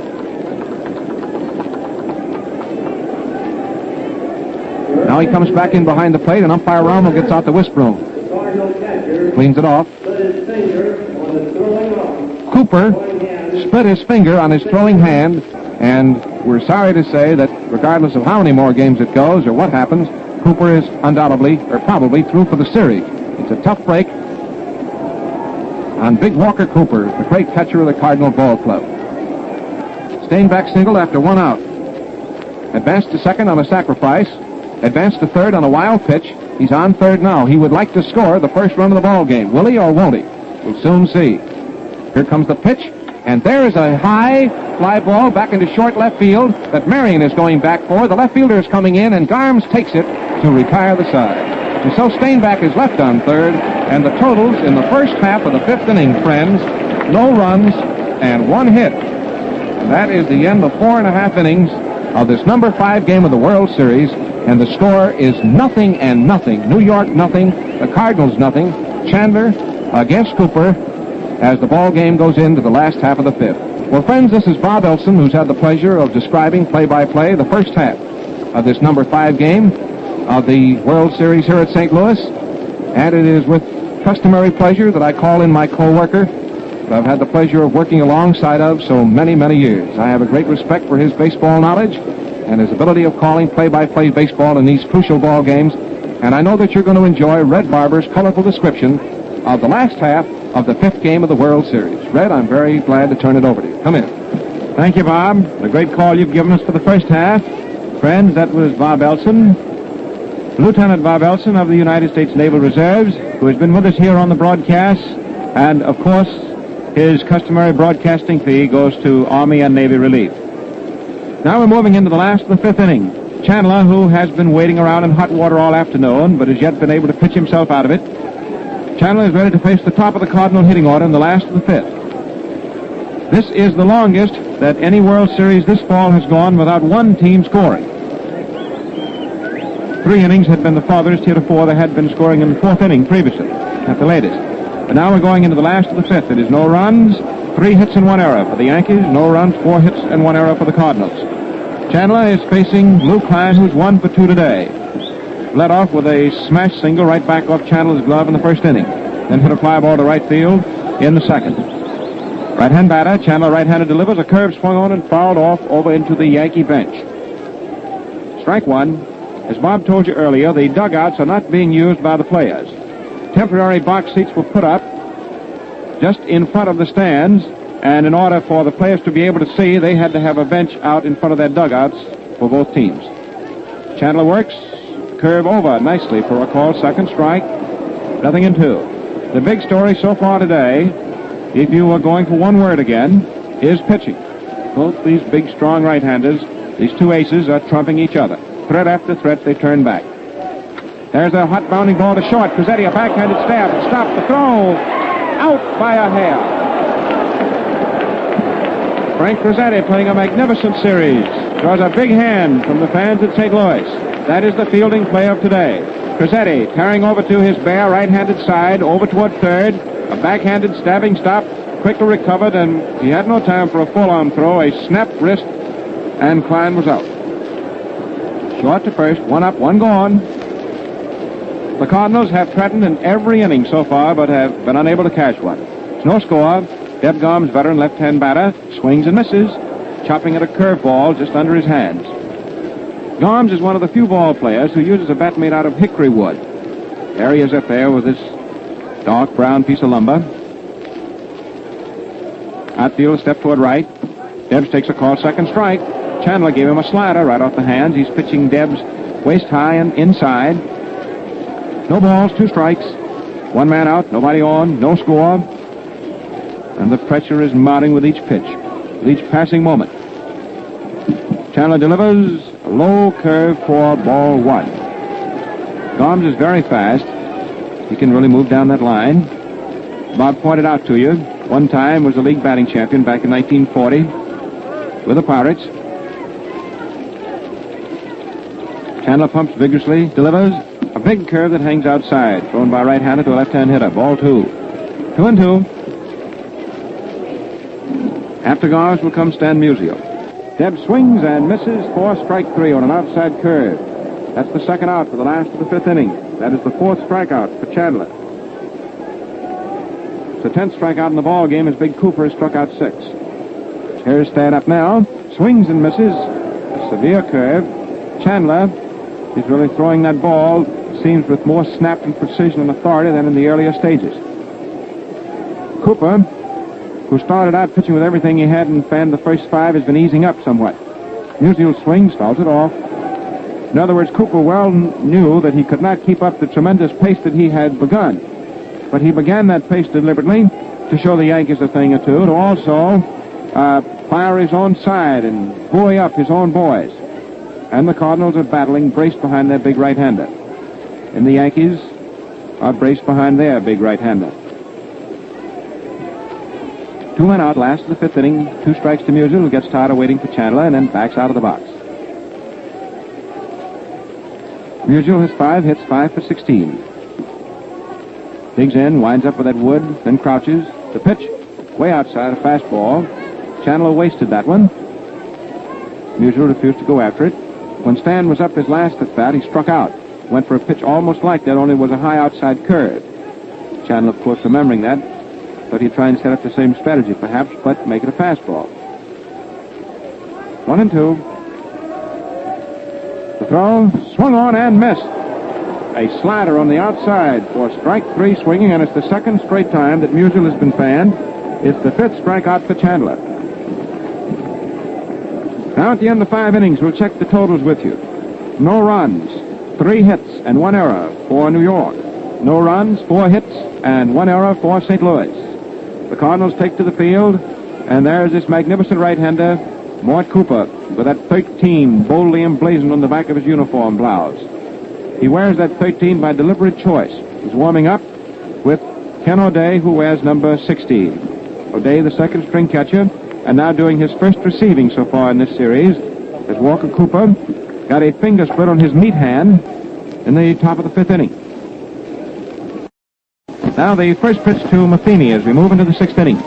He's on the outside for ball 1. Matheny has 1 for 2, single sharply his last time up.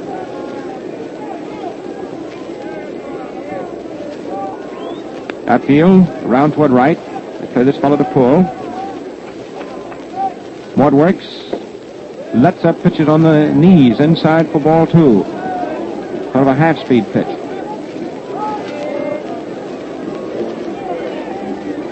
First man up for the Yankees in the 6th inning, and it is no score. Cooper delivers. Fastball ripped in for a called strike. 2-1. After Matheny, then Johnson, followed by Keller.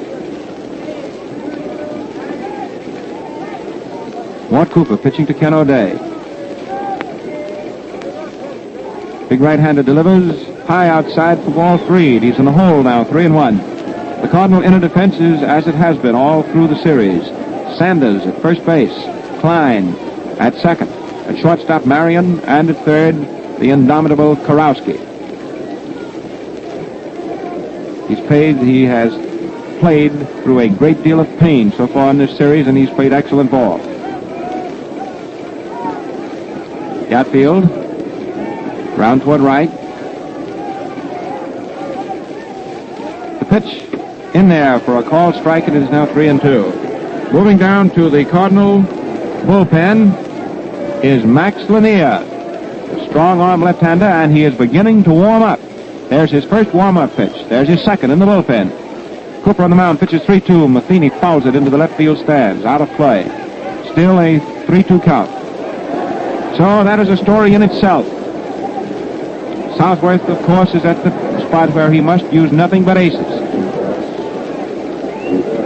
Mort Cooper on the mound, bearing down in a scoreless struggle. In the bullpen, Lanier warming up. He pitched the first 7 innings yesterday. When he left the ball game, it was tied at 1-1. Matheny up, 3-2 the count. Matheny finishing a great rookie year. Cooper delivers, but swings. There's a fly ball into short right. Underneath it is Musial waiting, and the right fielder gathers it in for out number 1. Bill Johnson, who's gone 0 for 2, who has 5 hits for 18 official at-bats. Sturdy third baseman, right-hand batter. Johnson standing right off the plate. Most of his teammates call him Willie. Outfield straight away on Bill at the moment. Cooper delivers. Johnson takes a fast call strike. Out goes Eddie Rommel's right hand. Rommel of the American League back of the plate.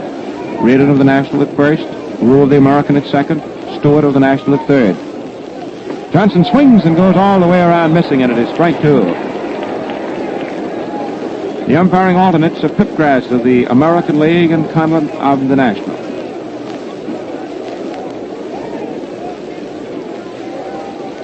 A throw, swung on, hit back past the mound to short.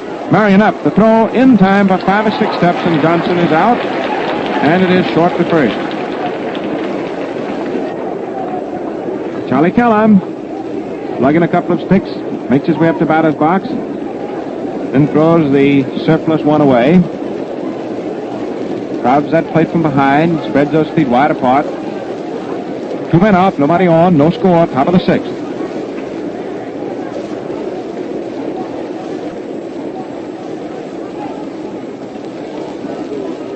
Outfield around toward right. Cooper pitches. Keller swings and misses. Ooh, that was fast. We just received additional advice that catcher Cooper has a compound dislocation of the index finger on his right hand from that foul tip off Frank Crosetti's bat, top of the 5th inning. A throw. Keller swings, hits a bounding ball wide of first into right field. It's in for a clean base hit. And Keller, with 2 men out, singles to right, opening up top of the 6th inning. That for Keller is his 4th hit of the series. The Yankees, it is their 4th hit off Mort Cooper. And now the totals are identically exact. No runs, 4 hits, 1 error for each of the 2 teams. Bill Dickey, who is 0 for 2, steps in. Tall, raw-boned, left-hand batter, playing in his 38th World Series game with the Yankees. That's a record of its kind. Dickey swings, has a high one going out toward the right field pavilion. It is gone on top of the pavilion roof for a 2-run home run.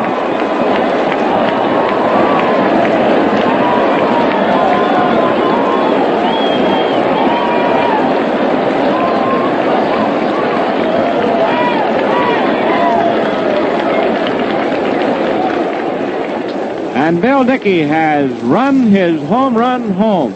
And it is 2-0 in favor of the Yankees. There was the first crack in the superlative pitching of Big Cooper. Dickey caught hold of one. There was no question when it was struck. The only question was whether it would clear entirely the right field pavilion roof. It dropped in the middle of it. Nick Etten crouches at the plate, a left-hand hitter, and takes a fast called strike. It's 2-0 in favor of the Yankees. And the Cardinals know their task. If they do not erase that lead, they will erase themselves from the series. Etten takes high inside, going down on one knee, out of the way of the pitch. Ball 1. Bill Dickey hammered a homer. 2 runs are solidly earned. 2-0, New York. Cooper still bearing down. He doesn't let up. Delivers. Etten takes a sharp curve, high outside. Ball 2. 2-1. Left-hander Lanier keeps toiling away down in the Cardinal bullpen. Sam Narron is warming him up. Art Fletcher back of third. Earl Combs back of first. The Yankee coaches talk it up. Etten crouches at the plate, swings, fouls it off. Now it's 2-2. 2 balls, 2 strikes.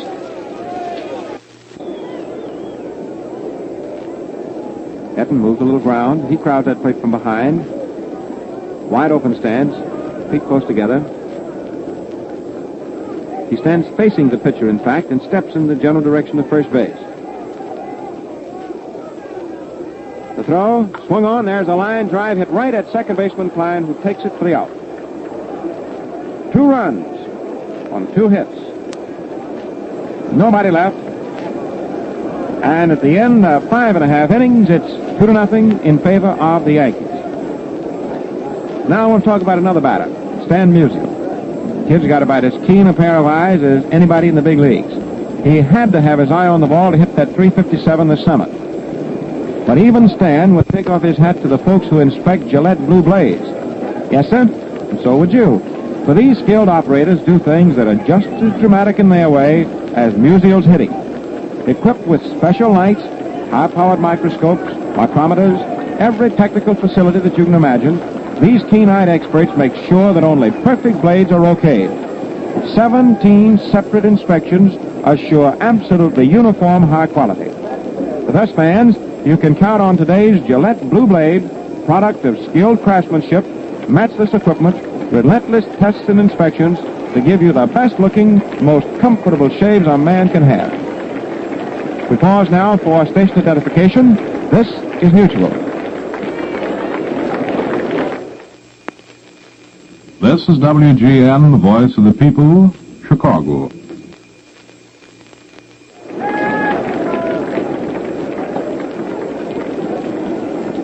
Spud Chandler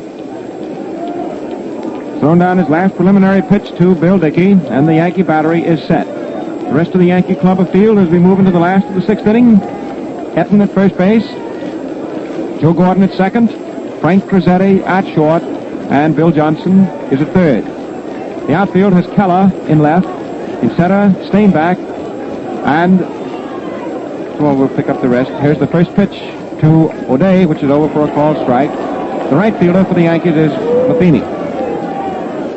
O'Day is up for his first time today. Came on catching last inning.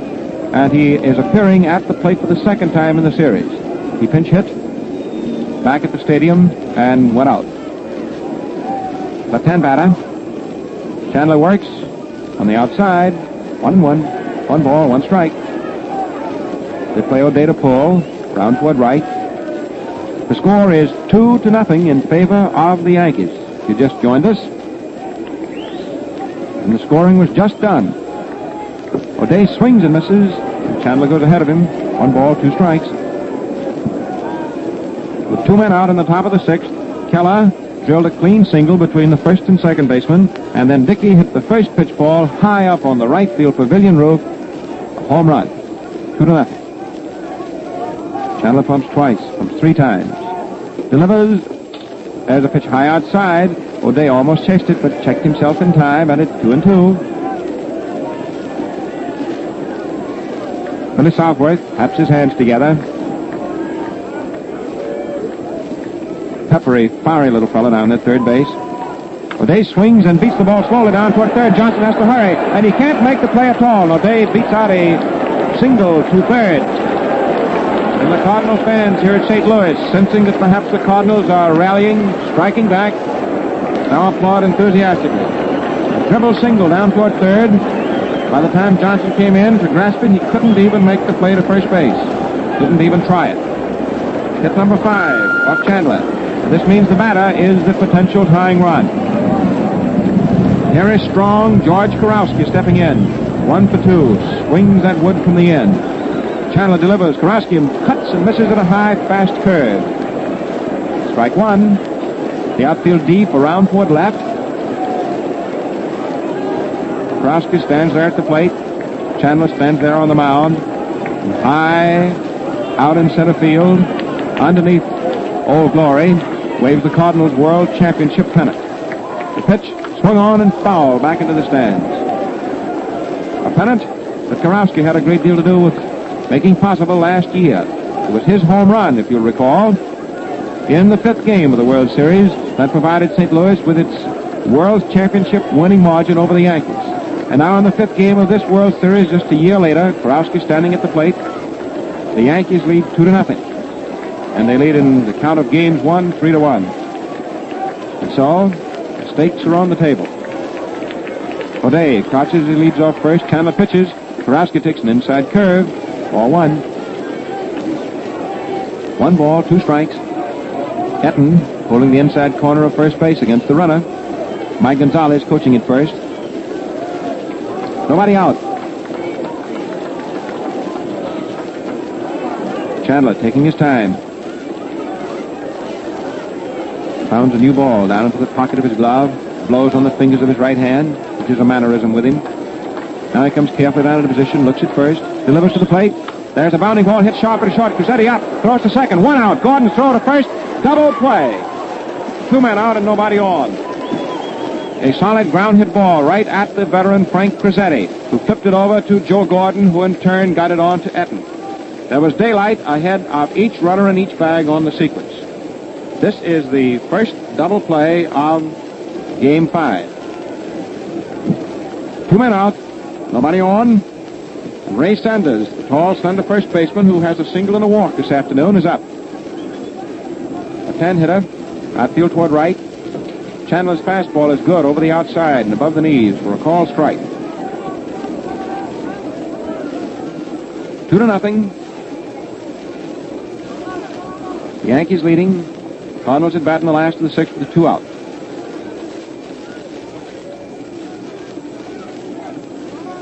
Chandler set. Delivers on the outside. 1-1. 1 ball, 1 strike. Sanders so far has 5 hits out of 15 official at-bats. He's had a great series. It was his home run in Game 2 that provided the winning margin. Chandler works, and Sanders swinging hits a bounding ball straight to first baseman Etten, who steps on the bag for the unassisted put out. Cardinal threat was silenced. No runs. 1 hit, nobody left. It's 2-0, favor the Yankees, and that ends the 6th inning. Come in, Bob. Fellow fans, it takes coal to keep the hot stove league going. But here's the really important thing. Coal is a war weapon. Without it, war production would halt, and it's scarce. So if you're able-bodied, particularly an experienced miner, you're needed in the coal mines of Colorado, Utah, Wyoming, Montana. No matter what your present job may be, no matter how essential it is, Uncle Sam wants you to mine in the Northwest. Transportation will be paid to the mine areas where adequate housing is available. Wages are good, a 42-hour week guaranteed. Time and a half for overtime and double time on Sundays. So you experienced miners, and you fellows plenty willing to mine coal if given a chance, go to your nearest United States Employment Service office and volunteer for this well-paying, war-vital job. This is the old redhead being with you again as we go into the 7th inning. It's the last third of the Yankee hitting list of 9. Gordon, Steinbach, and Chandler. Joe's up there, right-hand hitter. 0 for 2 against Mort Cooper today. Swings on the first pitch and doesn't get a 3/4 speed curveball, breaking down and away. The outfield is swung deep and around toward left on Gordon. Infield is a couple of steps around toward third. The pitch is a slow curve on the outside. 1-1. 1 ball, 1 strike.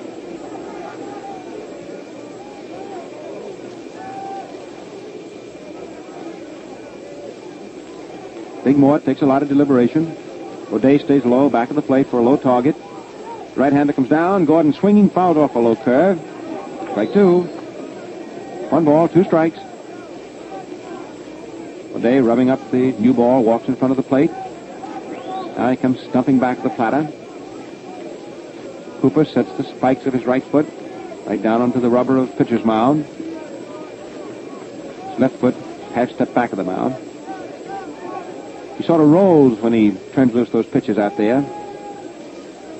Pumps twice, 3 times, delivers inside, and it is 2-2. Mort looks out toward the scoreboard. Check the count for himself. First man up in the 7th. 2-2's the count. Gordon pumps that stick. Now cocks it. Most straight in the air. Takes low outside for ball 3. 3-2.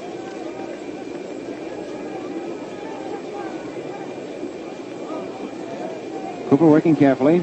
He's taking more and more time as the game goes along. He really didn't waste any time in those first 2 innings. Struck out the first 5. Delivers. Gordon takes high inside for ball 4. Second walk given up for Mort. Base on balls to begin the 7th inning. And Lanier is again throwing in St. Louis's bullpen. George Steinbach, who has 1 for 2, singled his last time up. That was the single down to short. The one that went off Marty Marian's glove. Steinbach crouches and bunts down toward first. Sanders is up and makes the play over to first base to second baseman Klein covering. Steinbach sacrifices himself, and thus the Yankees give up 1 out to move Joe Gordon down to second base. That was the first baseman with the second sacker handling that play. So a walk and a bunt, 1 man out. The Yankees threaten in the 7th. They're leading already 2 runs to nothing. And a hand for Chandler.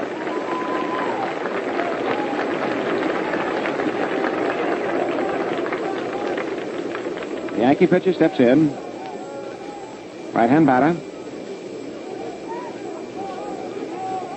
He had 1 hit for 3 at-bats in the first game. He's 0 for 1 today. Mort Cooper struck him out in the 3rd. Chandler bunted successfully, sacrifice in the 5th. There's a foul back onto the screen. Strike 1. 1 away. Gordon at second. Frank Crosetti is out on deck in the batter's circle waiting.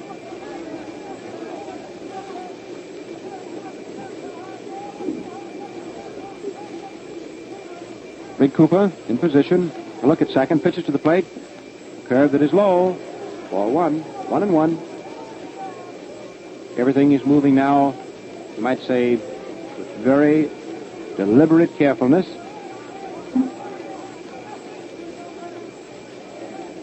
Chandler digs in. Takes a curve that is over for a call, second strike. 1-2. Cooper seems to be pacing himself more and more carefully.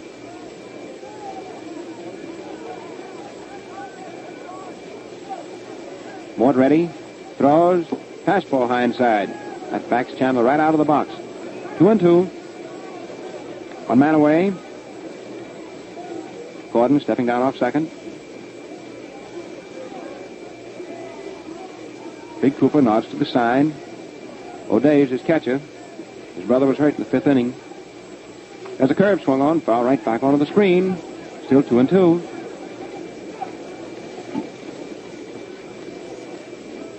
New ball in play. Pat O'Doherty, Yankee bat boy, retrieved that foul that came down off the netting a few moments ago. He really got a pleasant surprise. He'd been told that he wouldn't be able to come to St. Louis. Then at the last moment, he was told that he was going to make the trip. Chandler swings, hits a high fly ball dead into short center. Johnny Hopp comes in under it, waiting. He has it. 2 out. Gordon retreating and holding at second. Frank Crosetti, who has 1 for 3. Crosetti singled in the third inning, and that was the first of the 5 hits off Mort Cooper. Crosetti has 5 hits so far out of 17 official at-bats. Digs in over the plate. Chokes that bat severely. Takes a quick curve that's over. Strike 1. Gordon ready to go on anything with 2 out. Steps down off second. The Yankees lead 2-0. Dickey homered after Keller had singled with 2 out in the 6th inning.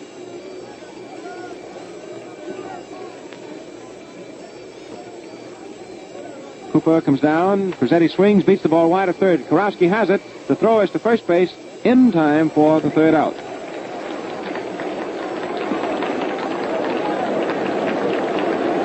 Now the thousands at Sportsman's Park, St. Louis. This is a Cardinal hometown crowd are rising and standing and letting go.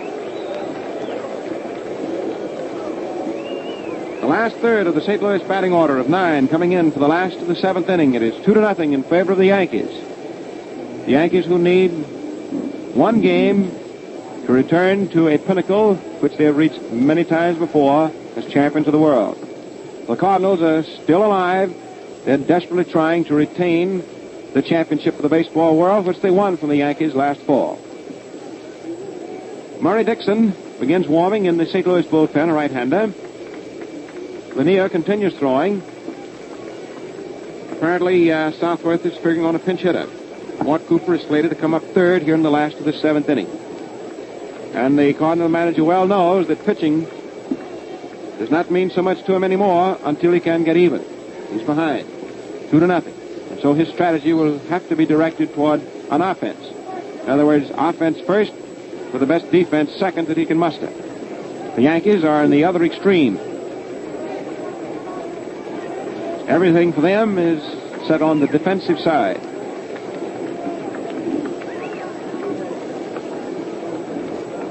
Johnny Hopp, who played at first base all the 5 games of the series last year, and didn't get into the series until the 5th game of this one today, is up, drags a bunt down toward first base. Chandler off the mound, fields it, throws to first in time, and Hopp is out. He tried to pull a bunt with him. He's very adept at that, but the ball was a little too close to the mound, and Chandler, who can move, got off, fielded it, and Hopp on his bid for a bunt single is out, the pitcher to the first baseman. So that's Marian, tall shortstop. It's a round of applause as he steps in.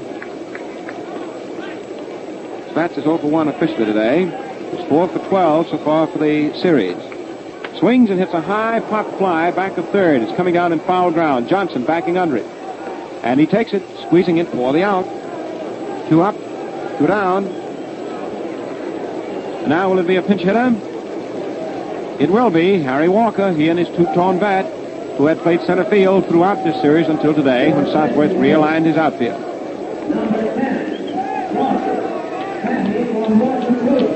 That's the official announcement. Harry Walker hitting for Big Cooper, and Cooper is out of the game. Harry Walker stepping in. 2 men out, nobody on, last of the 7th. The pitch swung on. There's a high fly ball into short right center that goes in for a base hit. And Harry Walker drops a fly ball single at Texas Liga into right center field for a pinch hit single.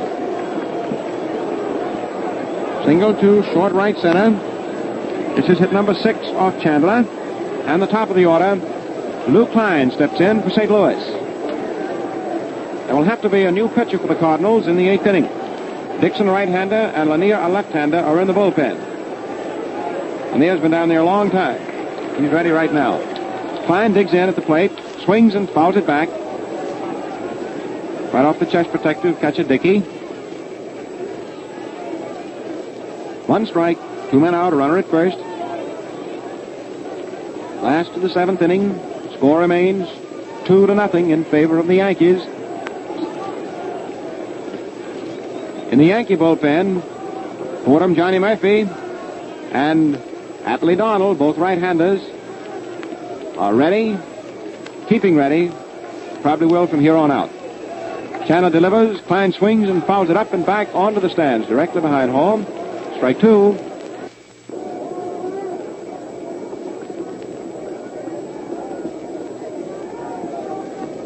Murphy, the great relief specialist, he's already ready down in the Yankee bullpen, and Donald is throwing easily too. Chandler and Dickey are going to have a little confab. They meet halfway between the mound and the plate. Probably check batter signs, also check just how they want to pitch now to Klein to have 2 strikes on him. 2 men are out. Harry Walker just pinch hit a single into right center. This means for St. Louis that the batter is the potential tying run. The Yankees, of course, are fully cognizant of the situation. Chandler, ready, delivers, and just misses with a slider on the outside and low. Spud didn't like the call. He started to walk off the mound when he saw Klein take that. Walked a couple of steps and, of course, goes back. 1-2.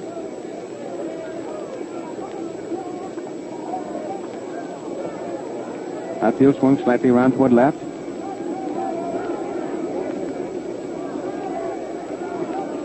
Chandler in position, delivers, curve swung on, foul back onto the netting. Still 1-2.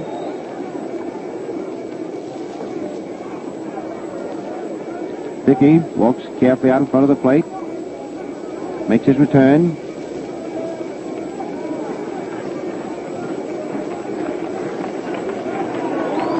Rhythmic hand clapping now begins going all through the St. Louis stands. Cardinal fans hoping for a rally. Klein, strike 3 called. A curveball on the outside. Chandler started to walk from the mound, and he kept right on walking. His 6th strikeout. Score is 2-0. Favor the Yankees, and that ends the 7th inning. And now a special message to servicemen regarding the distinctly new package of Gillette blades available only at post exchanges, ship service stores, and similar outlets. I'm talking about the camouflage package in khaki and green, designed for men in the armed forces. The blades in this package are of true Gillette quality, made to fit your Gillette razor precisely.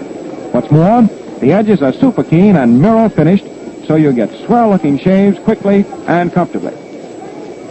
You may have noticed that there is no mention of Gillette products or Gillette sponsorship of this World Series broadcast during the play-by-play account of the game. And that's because this broadcast is shortwave to our servicemen overseas, and Army regulations forbid commercial credit of any kind. So all commercials are brief and are confined to spots between innings when they are tuned out by the shortwave monitor. Gillette is proud to so cooperate with government authorities in bringing this World Series broadcast to our boys. Max Lanier is called on to relieve. Strong arm left-hander is ready to pitch against the Yankees in the 8th inning. The 3rd game he's been in. He started, went 7 innings, and was charged with a tough defeat in Game 1. Yesterday he started, went 7 innings, and the score was 1-1. The defeat, when the 2nd run was scored, was charged to his replacement, Brazel.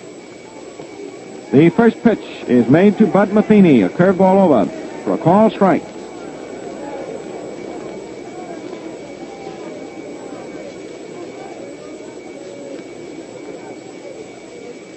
Lanier comes down. The curve swung on. There's a high drive along the left field line that is coming down just foul and just a half step away from left field to dead gone. The ball was twisting as he went along the line. We had to wait. We couldn't call it either fair or foul or caught or not. 2 strikes. That's the count to Matheny. Of course, he was the one who couldn't wait. He had to run. He was as far as second base when the ball finally dropped. And it could not be ruled foul until it did drop, because the ball was out along the outfield line and past third base. Strike 2. First man up in the 8th inning. Matheny 1 for 3. The pitch is swung on and missed for strike 3. And Lanier comes on and strikes out Matheny. And it is significant that McCarthy, when the left-hander came on, Lanier did not change his batting order. He's staying with his ball club as it began. The batting order concocted for right-hander Mort Cooper. Here is Bill Johnson, 0 for 3 today. Right-hand batter. They play him straight away. Swings and hits a line drive for a solid single into left field. Gomes retrieves it, throws into second, and Johnson is content with first. He made his turn but didn't go in very far. Single to left. And that for Johnson gives him his 6th World Series safety in this, his first World Series, which comes right on the heels as a climax to his first year in the majors. Charlie Keller, who singled with 2 out in the 6th inning, and who then a moment later rode home his Dickey homer to account for the run so far, 2-0 the Yankees. Keller takes a curve outside. Ball 1. Murry Dickson, the little right-hander, continues working St. Louis's bullpen. Lanier on the mound. Mort Cooper gave way for a hitter, last of the 7th. Change of pace pitch is over, but too high, and it is ball 2.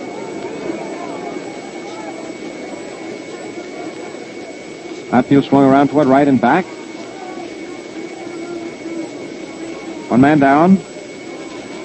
Johnson leading off first. Sanders holding the bag against Lanier pitches. Keller takes a low inside curve for ball 3. Lanier's in trouble. Behind 3-0.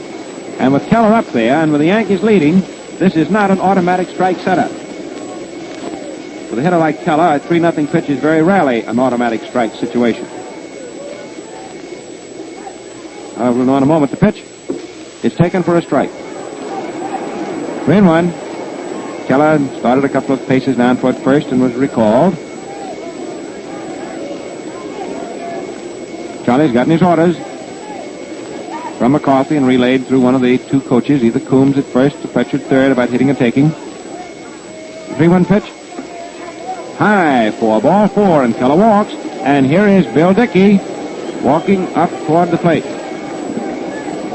2 men are on. The St. Louis fans are applauding Dickey.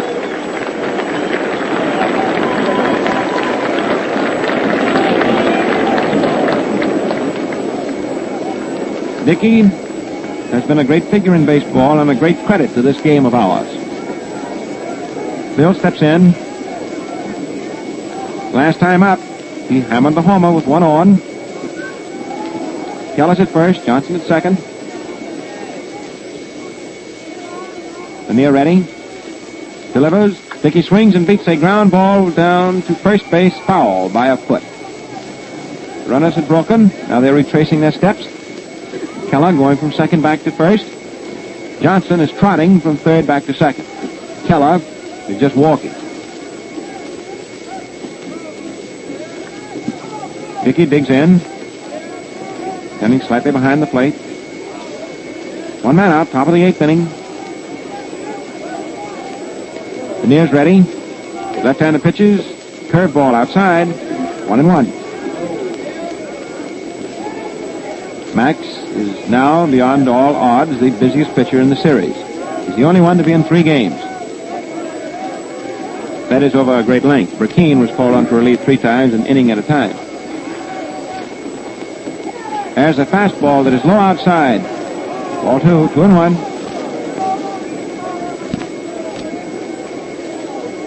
Speaking of Brackeen, he is now beginning to warm up in St. Louis's bullpen. Dickson continues. So it's a left-handed and a right-handed going down there. Lanier on the mound. Delivers. Dickey takes low, and the count jumps to 3-1.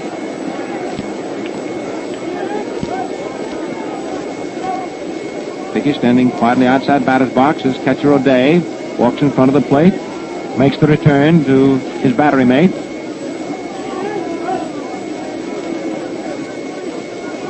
The Yankees may be playing run and hit. We'll see. The runners lead off first and second.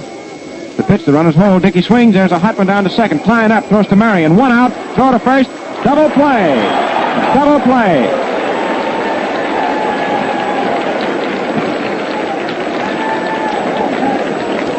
The double play was second to short to first, and that took care of the Yankee threat in the eighth, and that ends the first half of the eighth inning. It's a fact, fans, as Kenny O'Day and Bill Dickey would tell you. They are the two catchers right now. That shaving's a lot quicker and easier when you use Gillette shaving cream, lather, or brushless. Some men prefer one kind, some the other. If you like brushless best, it's a cinch you'll prefer Gillette brushless to any other brand you ever tried. Here's why.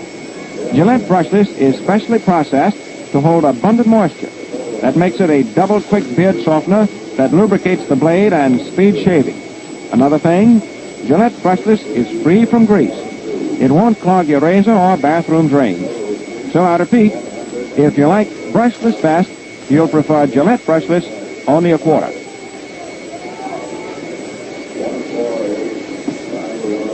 The attendance figures have just been released. The crowd is 33,372. 33,372 for $148,510. Now we're moving into the last half of the eighth inning. Score stands 2-0 in favor of New York.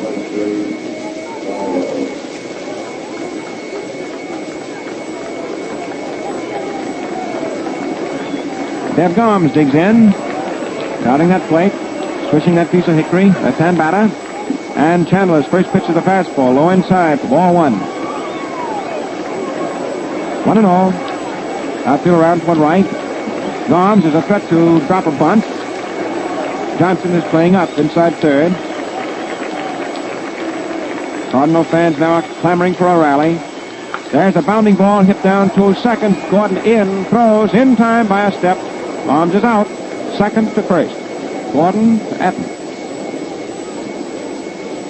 One man up, one man out. Last of the eighth inning.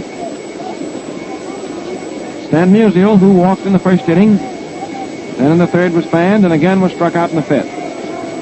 Musial up. He's the great hitter of the Cardinals. He was baseball's leading hitter of this past summer. Crouches and takes a quick sliding curve for a called strike. Southworth continues talking it up, pacing restlessly up and down in coach's box back at third. Mike Gonzalez hollers something in that peculiar gibberish of his. Chandler pitches outside, ball one, 1-1. One ball, one strike, one out, last of the eighth. Score remains 2-0 in favor of the Yankees. Dickey homered with Keller on in the sixth inning. The pitch swung on, hit down toward second. Gordon takes on a big bounce, plenty of time. That's all for Musial, out second to first. Two men up, two men gone. Kenny O'Day walking in. He got his double single in the sixth inning on his one at-bat. So he's 1 for 1 today. He has one hit for two official at-bats for the entire series.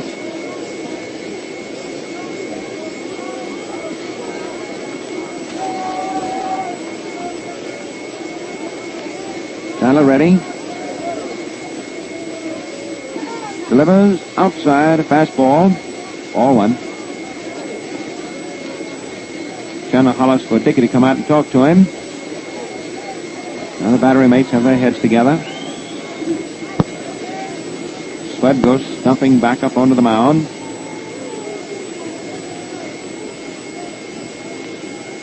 Dickey settles down back at the plate. Rommel stations himself. He's the plate umpire, squarely behind the catcher. The pitch over the outside for a called strike. Slider. 1 ball, 1 strike. A slider is halfway between a curveball and a fastball. When it comes down fast, takes a short break, but a quick sliding break. Fastball low inside at the shins. 2-1. 2 balls, 1 strike.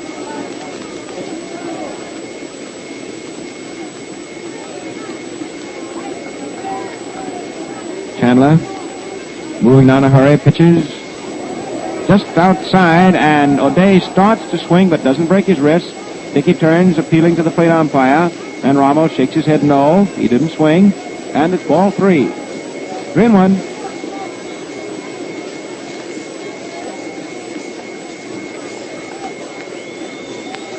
O'Day has his orders, hitting and taking. Percentage is to take. He does, and it's a call, 2nd strike.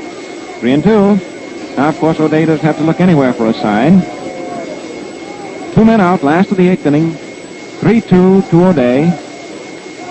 The Yankees leading 2-0. Chandler delivers. There's a drive hit out into right center. It's a solid base hit.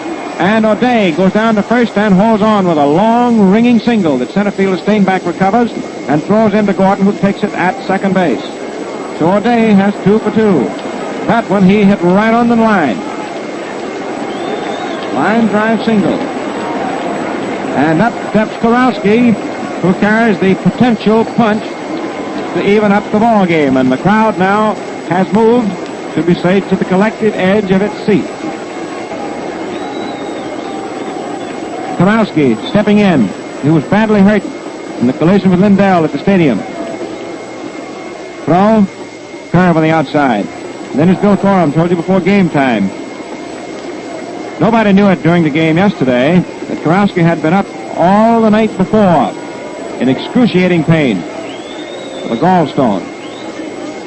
He had an hour's sleep. He took medicine to induce that. He played yesterday. George takes a pitch inside that almost got him on the shoulder. Ball 2. And Kurowski is a very tough-minded fellow. He willed it that he would be a major leaguer. You know, he has about 4 inches taken out of one of the bones in his right wrist, which has caused his right arm to be quite crooked. That was an operation when he was a boy of 10. He hurt that wrist and the bone got infected. The pitch swung on. There's a hot one to third. That goes out for a base hit. And O'Day moves to second and holds on. The tying run is on. Kurowski hammered a savage, screaming, quick-hopping drive right at Johnson, who set to play it. Johnson went in to play it, but the ball took a quick hop and went right over Johnson's left shoulder. It is a base hit, and the tying run is on. This Kurowski hammer went right over third. It really just took off. Have you ever thrown a flat rock very hard at a pond and seen that rock take a quick bounce and sort of scale itself? Well, that's just how that drive that Kurowski hit went over Johnson's left shoulder. And there's a conference out at the mound now between shortstop Crosetti and catcher Dickey and Chandler. In the Yankee bullpen, Donald and Murphy, both right-handers, resume warming up. And Kurowski comes up with his 2nd hit of this ball game. The tying run is on. Kurowski at first, O'Day's at second, and the batter is Sanders. The left-hand batter, who pulls him. He's dangerous in this park with a short right field. There's a curve inside that gets away from Dickey for the moment, but the runners hold on. The ball got away about 10 feet from Dickey, but the runners were ordered to hold up because what Southworth doesn't want is an out. 2 men are out. He'll do anything rather than give a chance for another out here in the 8th inning. He didn't allow those runners to even try to advance. O'Day, who is not too fast a runner, is at second. Kurowski is at first. 2 singles here, and both of them hard ones off Chandler after 2 men were retired. Sanders up there. 1 ball, no strikes.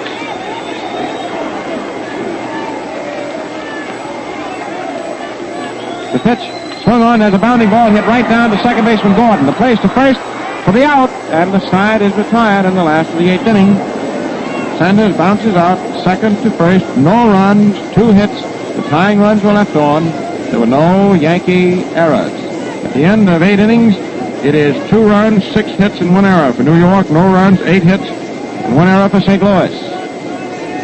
We pause now for station identification. This is Mutual. This is WGN, the voice of the people, Chicago.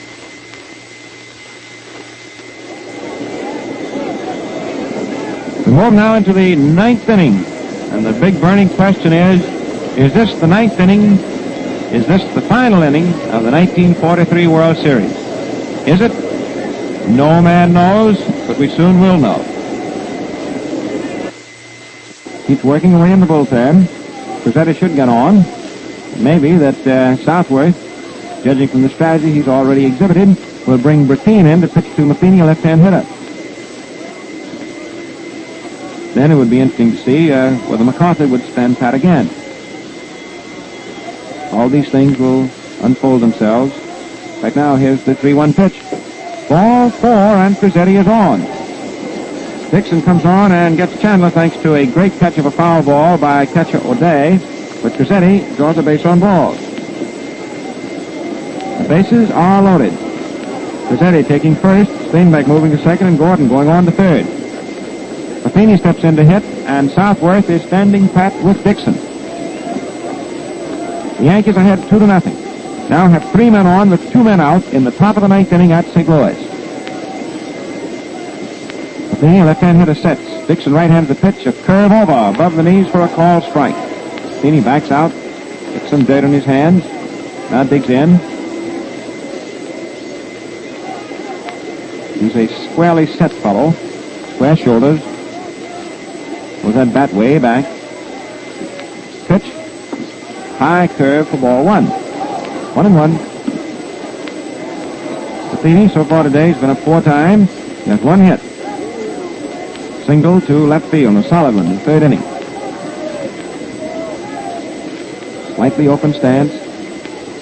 Dickson pumps, full pitching motion, delivers. Curve swung on, hit down to first. Sanders is up with it. The toss is to Dickson, covering for the out at first base. That's all for the Yankee threat. Matheny grounded out the first baseman, fielding it and tossing to the young pitcher who covered. No runs, 1 hit, 3 men left. There were 2 walks. For the Cardinals, no errors. It is 2-0 in favor of the Yankees as they take the field. The Cardinals come in for their last chance, not only at this ball game, but for the 1943 World Series. We are down to the last brass tack unless the Cardinals can come up with 2 or more runs. That's the crux of the matter. For the Yankee club defensively, Chandler on the mound. Bill Dickey with home run. With Keller on at first and 2 men out in the 6th inning, accounted for all the runs so far today. Dickey with the tools on back of the plate. Big Nick Etten is at first. At second, Joe Gordon. Charlie Keller is in left. In center is Steinbeck, a former Cardinal, by the way. And in right field is Bud Matheny. Number 18, Lindell.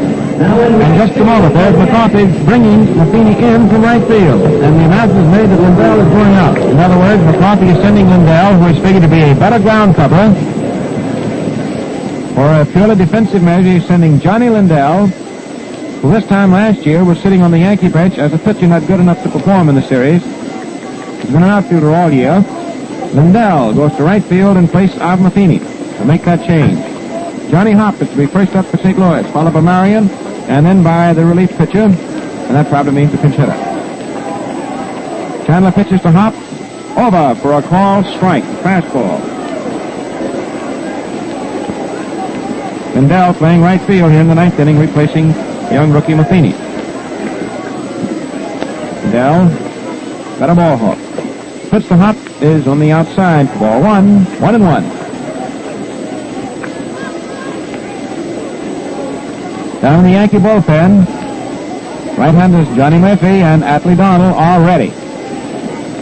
They've been throwing steadily. A pitch swung on. There's a high pop fly into left field. Keller signals he'll take it. He's waiting. He has it. 1 out. And the Cardinals behind 2-0 are down to their last 2 outs. Fly ball to the left fielder. Johnny Hop is going 0 for 4 in his only World Series game played this year. That's Marian stepping in. He's 0 for 2, his official at-bats today. He has 4 hits for 13 official tries so far in the Classic. Marian up. Outfielders step around toward left. Infield straight away. Chandler works. Over for a called strike. Slider off the hands over the inside. Nothing in 1.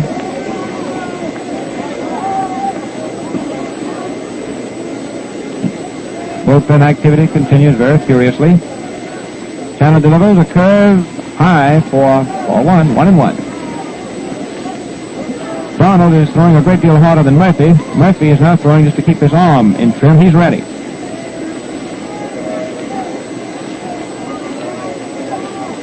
The pitch. Curve swung on foul back onto the netting, and the bat spins out of the fingers of Marian and goes all the way down to first. First base coach Mike Gonzalez retrieves it, throws it to slats. Bob Scanlon, the Cardinal bat boy, went down there, but Mike had already come up with the stick. 1 ball, 2 strikes, 1 man out, nobody on. Last half of the 9th inning. 2-0 against the Cardinals. The Yankees afield and lead.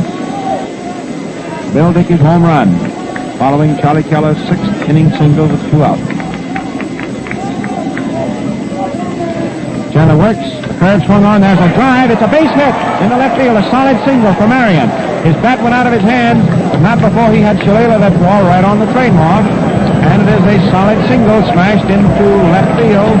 And the Cardinal hopes go rising. And the excitement in the crowd now begins swelling anew. A pinch hitter, Danny Litwala, who had been the left fielder until today's game, coming in the bat.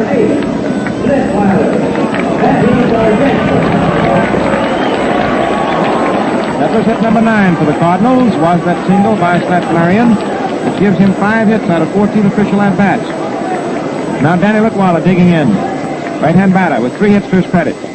That's an outside curve that Litwala doesn't chase. Litwala hitting for Dickson.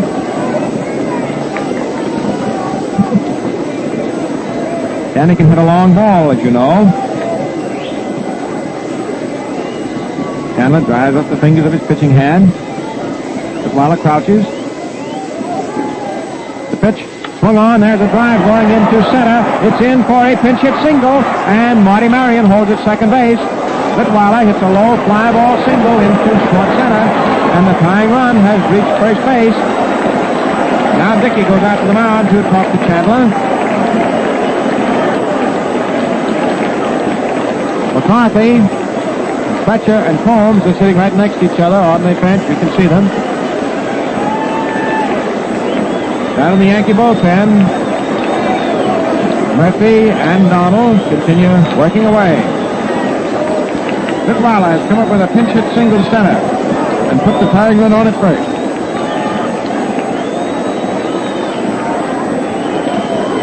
Still 1 man out, and leadoff Lou Klein is up. Runners at first and second. The infield moves in about halfway now. The Yankees tried to pull the hidden ball trick. Crosetti kept the ball after he'd had a conference with Chandler, but the Cardinals were hep to it all the way.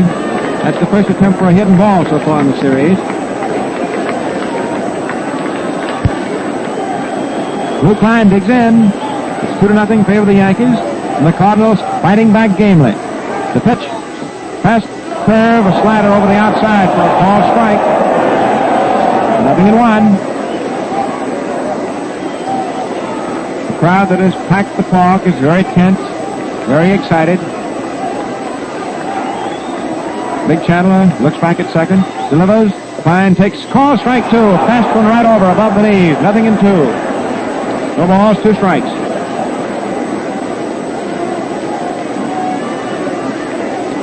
Danny Litwala moving down off first, a long lead. They're not holding the bag against him. Marian off second. The pitch, a curve, strike 3 swinging, and Klein struck out on an outside curveball. That is the 7th strikeout for Chandler. The 14th strikeout of the ball game as 7 Yankees went down on strikes. Big Mort Cooper struck out the first 5 men. Well, here we are. Is this to be the last out? Just what? Deb Gomes, 0 for 3. Darkly tan, stocky, left-hand hitting veteran. As a pitch that hits the plate, and Dickey traps it neatly. It was a save. All one, of course. 1 ball, no strikes. The Cardinal runners ready to fly on the slightest provocation. 2 men out. Last of the 9th inning. Marian down off second. Pinch hitter Litwala, who delivered, down off first. Chandler in position. Gomes crouches. Swings, hits a ground ball down to second. Gordon has it, throws to first. The Yankees are champions of the world again as Joe Gordon throws to Nick Atton.